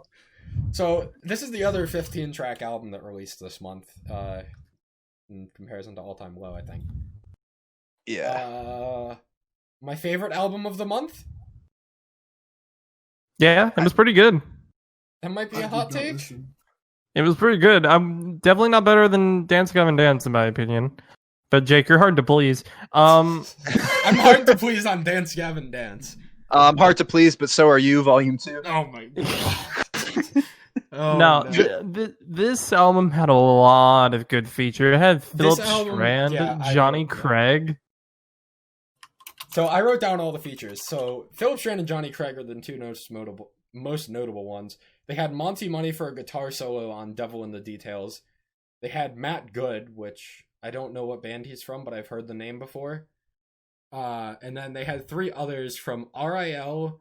No, he's like some rapper who featured in Holy Water. And then Sophie Streeter and David Bartolome, which is probably like his brother or cousin or something. Yeah, I think they're brothers. And Matt Good is from First to Last. Yeah. Okay. Yeah. So I really liked this album. It was really good. There's a lot of variety on this album, which makes sense. It's 15 tracks. Oh yeah, you go from Run to You with Philip Strand to fucking Holy Water with like electronic and rap, and it's definitely some very varied music. Chemicals and Moonlight as well are both kind of Chemicals and Moonlight. Other than those, I feel like the album sounds mostly the same. Other than those, There's a lot of songs. There's a lot of songs that kind of clash, but there's enough variety to, I think, make it not overbearing in how similar it all sounds. I agree. But the stuff that does sound, it's really good. Roll with the Punches, Heaven, Run to You. I've at least listened to Run to You and Devil with the Details, I believe. Yeah, Devil with the Details. For like 5 times daily since the album came out. Roll with the Punches. Like my last FM at like 2 weeks from now, my last FM is gonna be fucking blown. So let me know when you're done giving praise to this album, so I can. I mean, yeah, go for it. I was already expecting you because that's what the show's been like. I heard Heaven, Roll with the Punches, and Devil's in the Details, and I heard that 3-song run, and I was like, oh shit. Like, this is the easiest top 10 album of my life. And then I kept going. And I feel like after Burning Skies, the album kind of falls apart for me. The opening half is a lot stronger than the ending half. Yeah, definitely. Yeah. Nothing outside of Devils in the Details really stuck with me. I don't think I should say Run to You is good. I'm not as high on it as I was when it came out, having given it a couple of re-listens. When you're saying that like there's enough variation here to break the monotony, I think that it breaks the monotony, but not in a good way. That's there's a decent amount of experimentation on this album, which, done properly, example in point, Dance Gavin Dance, turns out very well. With this, I feel like, I don't have any knowledge of his past material. Me either. But comparing those songs that are different to what the rest of the album sounds like, it feels like what he did, especially incorporating like one song, I can't think, was it Moonlight, has progressive house elements. And then I think it's Holy Water that's kind of sounds like Big Room. Holy Water has the rap feature, guy. there was some song on here that incorporated like big room elements, and I don't know. I feel like he didn't stay true enough to what it seems he's most comfortable with, and in branching out, he kind of lost part of what would have made those songs integrate better into the album. Like they felt very like elephants in the room, I guess, when it came to the rest of what was around them, and I couldn't get behind it. To piggyback off that, one of the main issues I have with this creator, his songs are good, but it feels like he provides more in the song to the features more than to him. So when you listen to songs with just him, they don't catch on as well as like the featured songs. Right, and I mean, know if I would agree with that. Maybe. I mean, I definitely agree with that in the case of Heaven. Heaven and Run to You. I don't know if I would agree on Run to You like entirely. I don't agree on Heaven. I think that there was a good balance of him and Johnny Craig in that song. I still feel like Johnny's was the best part.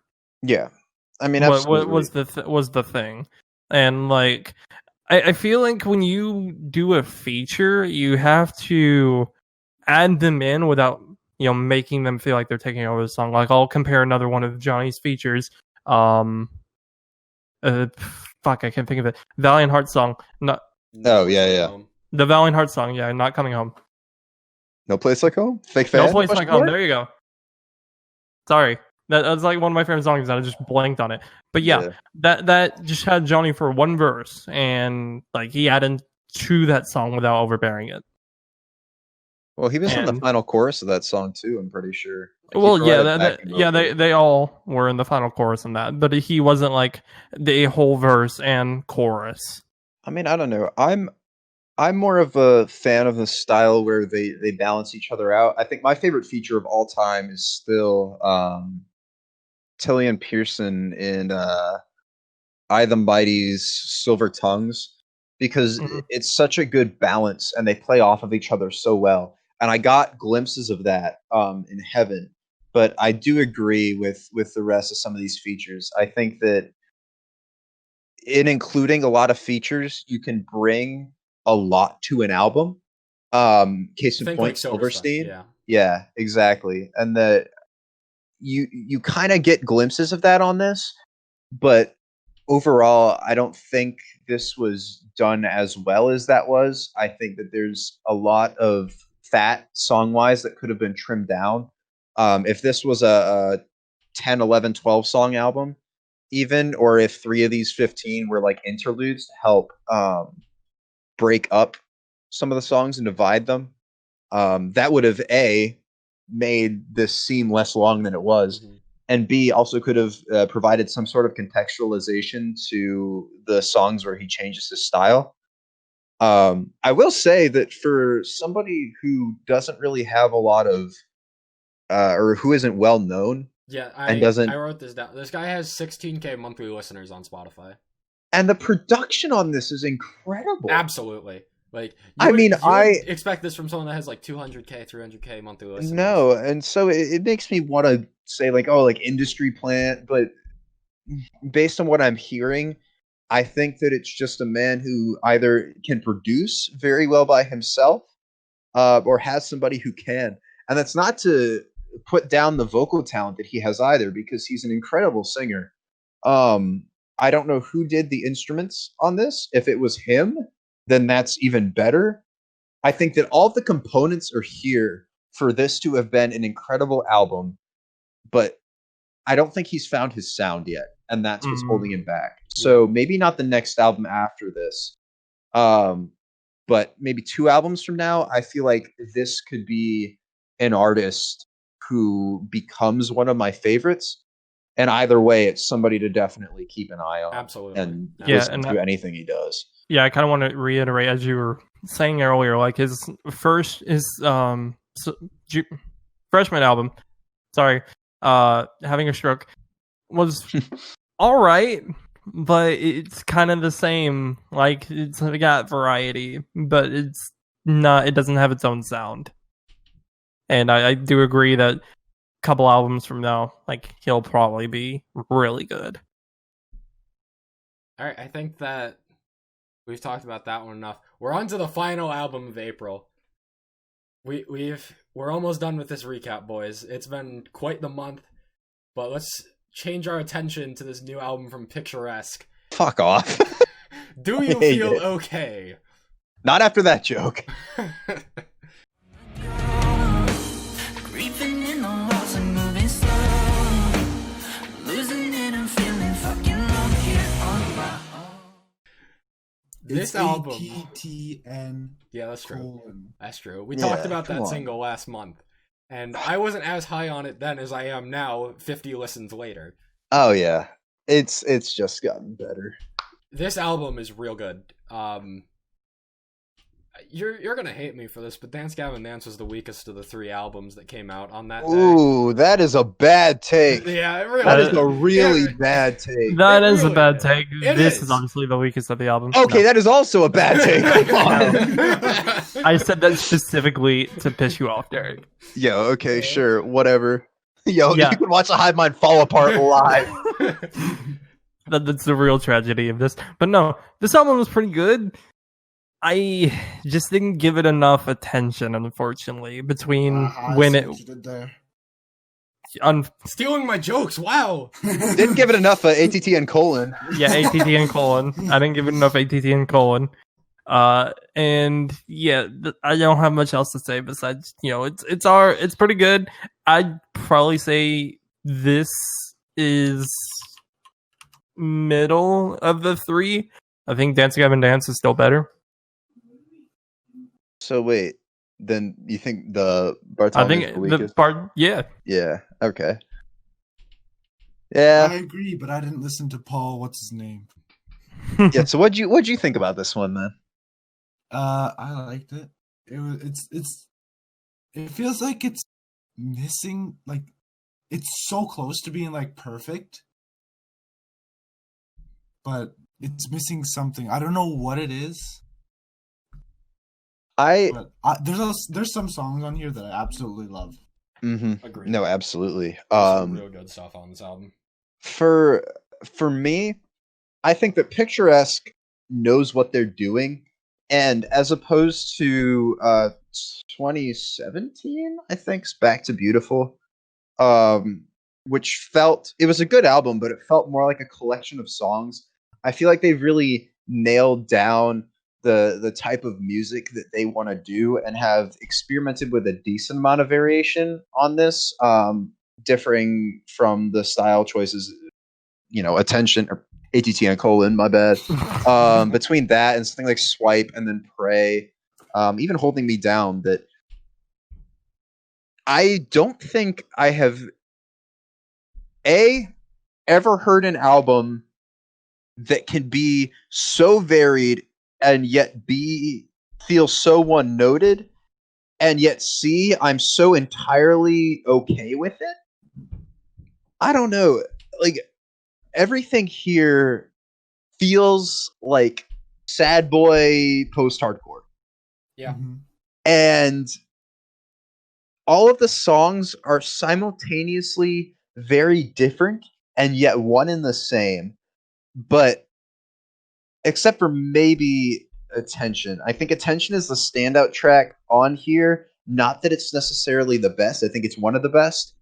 But it has a different vibe than the rest of the album. Especially with like the guitar solo. That everything else kind of has this darker filter over it, I guess would be the best way I could describe it. Whereas that one feels a little bit more upbeat in like tone.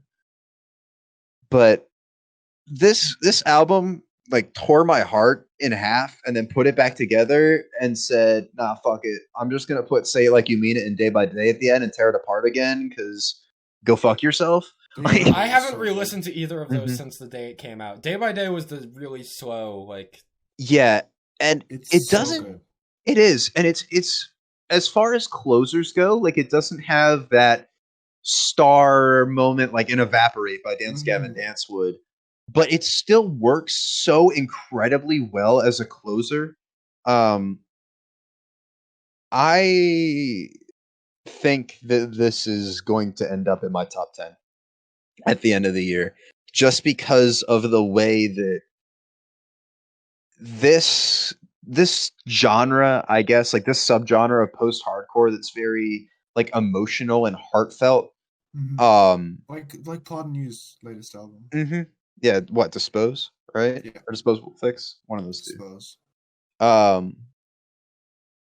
I'm a big fan of post-hardcore that like tugs at your heartstrings, and I think that peaks in Holding Me Down, which is my favorite song off of this album. I don't think that anybody else outside of maybe like Kellen Quinn really sounds like Kyle. I forget his last name, but the lead singer for this band does, and in doing so, it makes what would already be a good album more unique and just overall adds to the listening experience, I feel.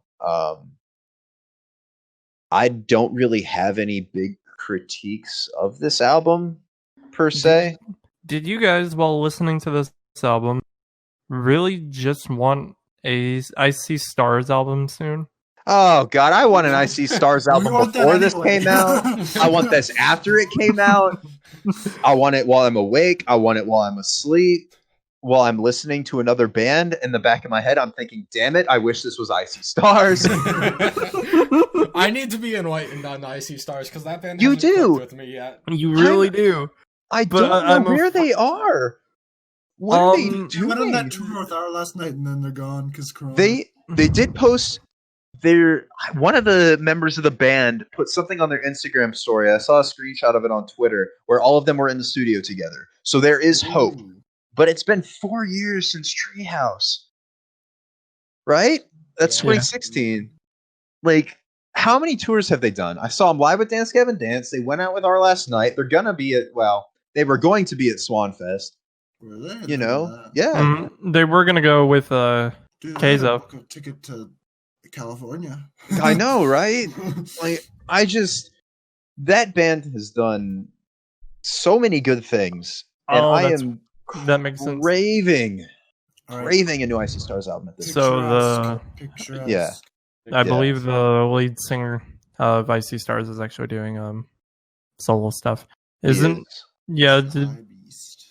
Yeah. But back on Picturesque.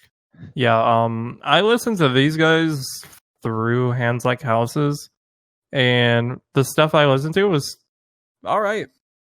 Oh shit, they went on tour together this past December, didn't they? They did, yeah. Oh, I can't believe I missed that. I'm so mad. They were in.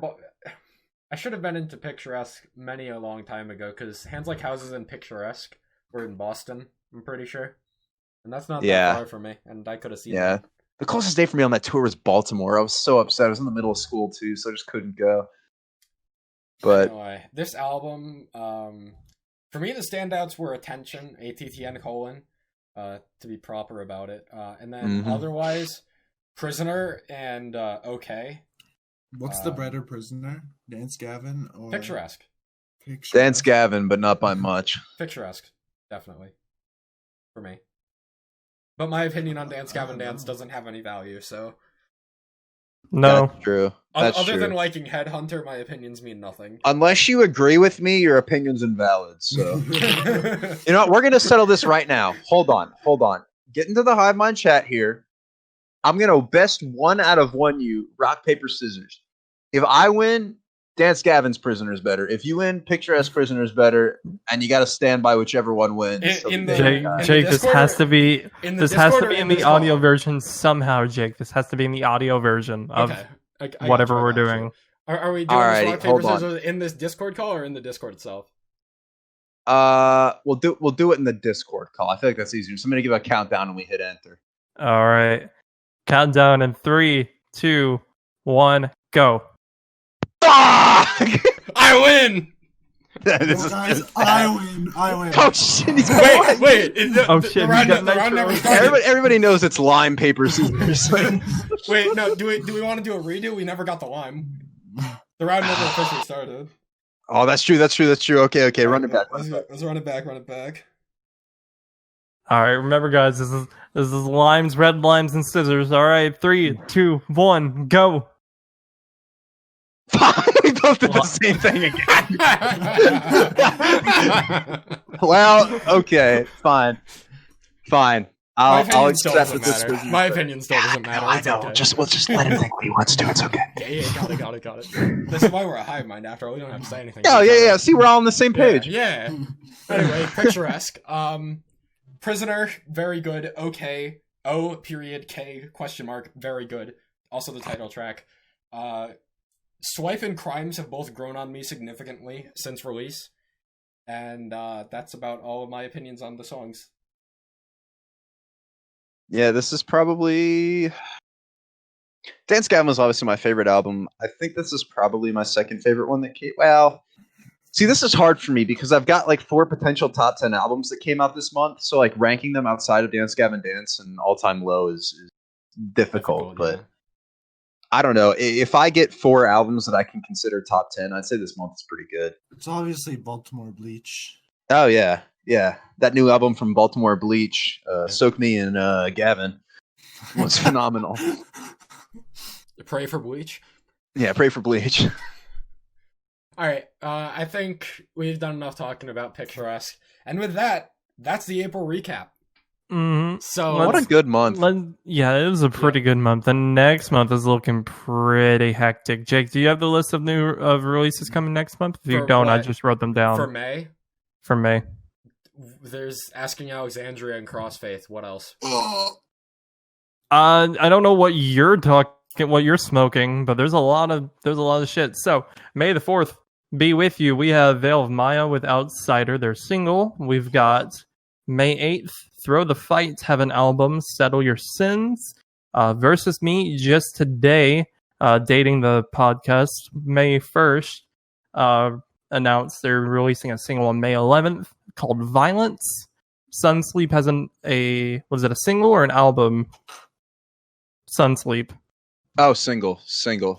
Okay, so Dead. Single. They've got an upcoming 3 EP run, is my understanding of it, in the same way as like Too Close to Touch.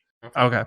And then we've got May 15th with Wake Up Hate with Symptoms and Outline in Color Breaking the Silence. Both for those are singles. And then Crossfaith has an EP coming out called Species on May 22nd. That's all we have from our Discord. If there's any other stuff that you guys Stuff's have. gonna pop up as the Yeah, there'll be interspersed. Actually, singles. Hey, today is May 1st. today we got an album. Oh yeah, there's also stuff that released today that we didn't include. Oh yeah, Boston Manor. Yeah. Boston Manor We'll release. talk about all this on. We'll next talk about that week's next show. month. Yeah. If you've watched the podcast all the way through to now, tune in for the May podcast. And if you haven't, tune in for the May podcast. yeah. Yeah, the monetization on this is feeding our families. And if you haven't, go back and listen to the March podcast. Oh yeah, we got to Because March one of them too. That's true. That's true. Wait, what's everybody's favorite song this year? Bad Omens This year? lists. This year, why are you gonna make me no. choose? I don't know. All right, Last.fm, don't fail me now. Last Out of Him is telling me Ghost of You by Outline and Color. Last.fm told me Bad Omens Limits, which just Like went to of this 100 year, or plays. just that's come out this 2020. year? That's come out this year. Hold on. Overview. Where's my tracks? That means no Dance Gavin Dance. Yo, last. What would it be? Unless you listen to like all of 90 the album days? 100 times already. I'm close. This is telling me Strawberry's Wake. Okay. Actually, I'll give you wait. that. Let me go to 180. Oh, nope. I'm being told it is Soak Me in Bleach by the Amity Affliction. With 64 listens to Strawberry's Wake 63. Oh. I think I gotta go with Silent Planet's trilogy. Oh shit! I forgot about that. That was a good song. My top There's three of so the much year good right music. now. My top 3 of the year right now is looking like Limits by Bad Omens, Landmine by Polaris, and then June Gloom by Hot Milk. I can't say anything right now because this year is still going. Yeah, But honestly, I don't expect any of those 3 to make my top 10 songs of the year by the end of the year. Was too many Limits of is them. gonna make your top 10. You've enjoyed it too much for it. Yeah, you've enjoyed it too much. Yeah. I don't see it making like top 5. Like it might be like 8th.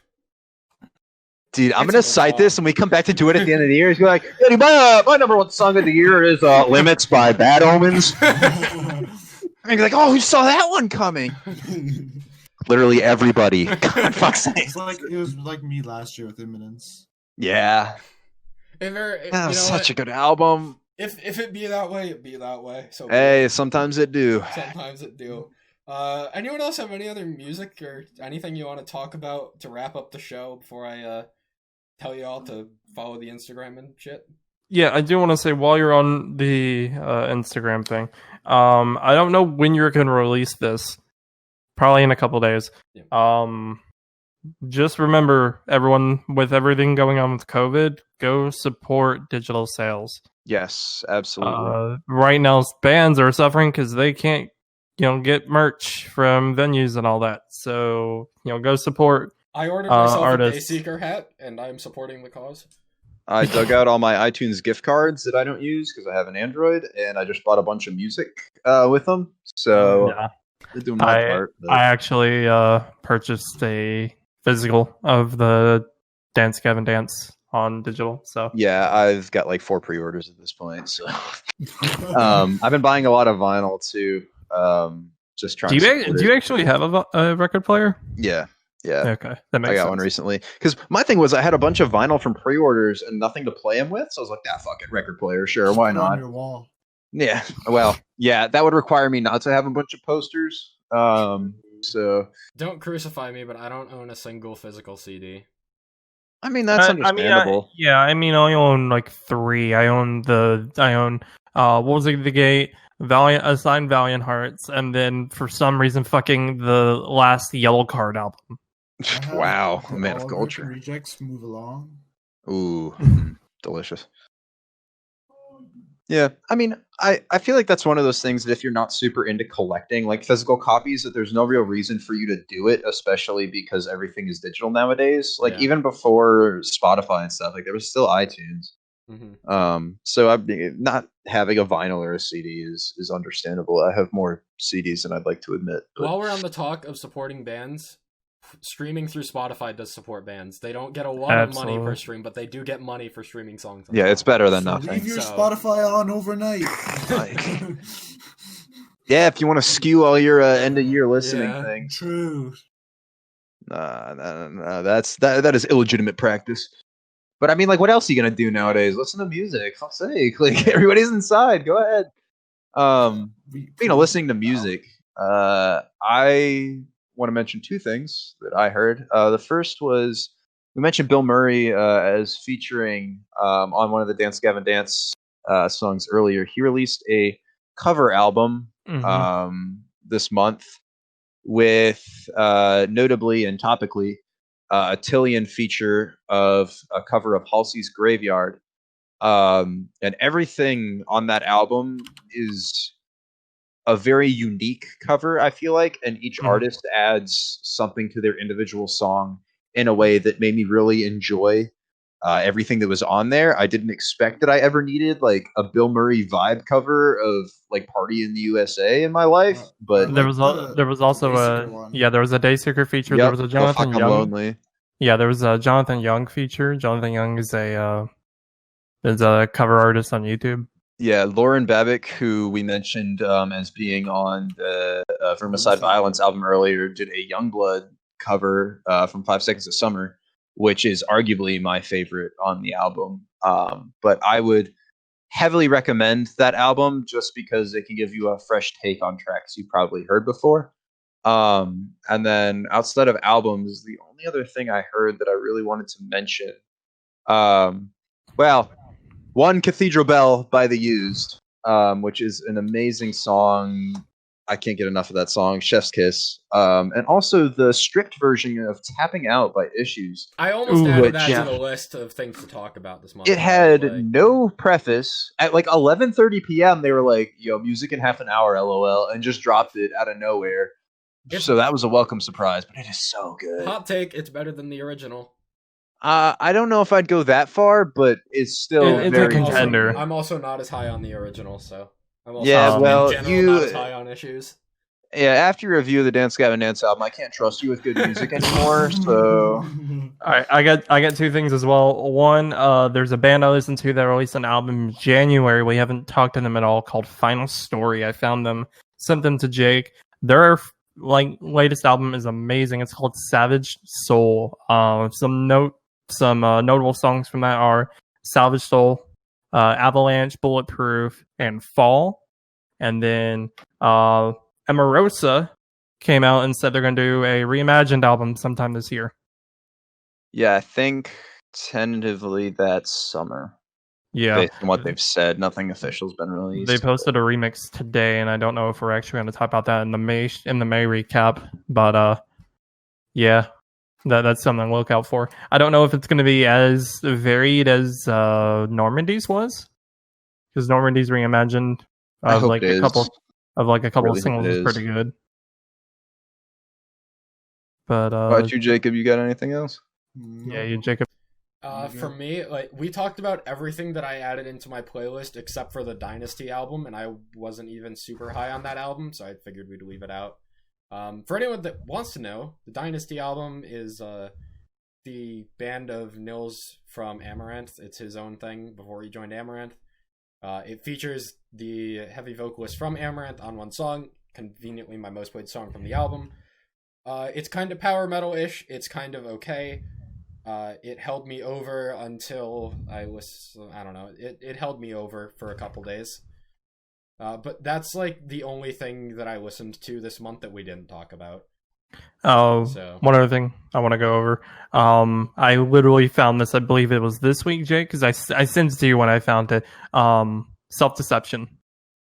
Their Shapes album. I sent that to you a couple weeks ago. And you sent it to me. Okay. I haven't listened to the full album yet, but it's like my number one priority. The next time it's pretty good. I need to re-listen to it, but there are a couple of standouts from that, and that's also what I need to get back into listening to. But with that, those have been stuff I've missed. Yo, he just shut down Jake's outro so hard. He's like, yeah, man, no, fuck you. I'm not done talking. And with that, we are 2 hours and 17 minutes into this pod. Actually, we're not, because I have to add in all the songs we talked about. We're probably 2 hours 25 minutes into this podcast. Good. Give the people the content they want. Let's wrap. He's just going to play the entire Dance Gavin Dance album. Yeah. Like, when are they going to get back to? No. You got to listen to this first. You can't listen to us reviewing Dance Gavin Dance until you listen to the entire Dance Gavin Dance. No copyright issues, by the way. Yo, for real. Yeah. No, they gotta endure vermicide violence. So yeah, that's the April recap from the Hivemind here. If you want to follow the show, I mentioned it at the beginning of this podcast, at Hivemind Radio _. I'll shout this out real quick. I've been doing the 30-day song challenge thing on my story on that account. I'm almost done with it as this is being recorded. I got like 2 or 3 more days of it. I was doing it through April for quarantine reasons. So if you want to check out a bunch of cool songs, that's on the radio account, at Hivemind Radio _ on Instagram. That's the only social media for this account, because originally this was just for my radio show at my college campus.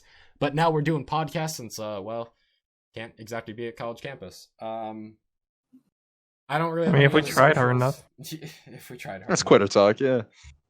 I am a quitter. Do you hear my brother? Yeah. Oh, hell yeah. Doing uncleans in the background there. All right. I don't got anything else to say. So for anyone who listened to this episode of the Hivemind Podcast Recap, thanks for listening. Thanks for watching if you watched on YouTube. And we'll be back for the May recap in like 4 weeks or so, featuring a bunch of cool once albums. We get over our relationship differences. Yeah, we got to go to couples counseling first. Including Boston Manor and the one that shall not be mentioned. So stay tuned. We'll see you then.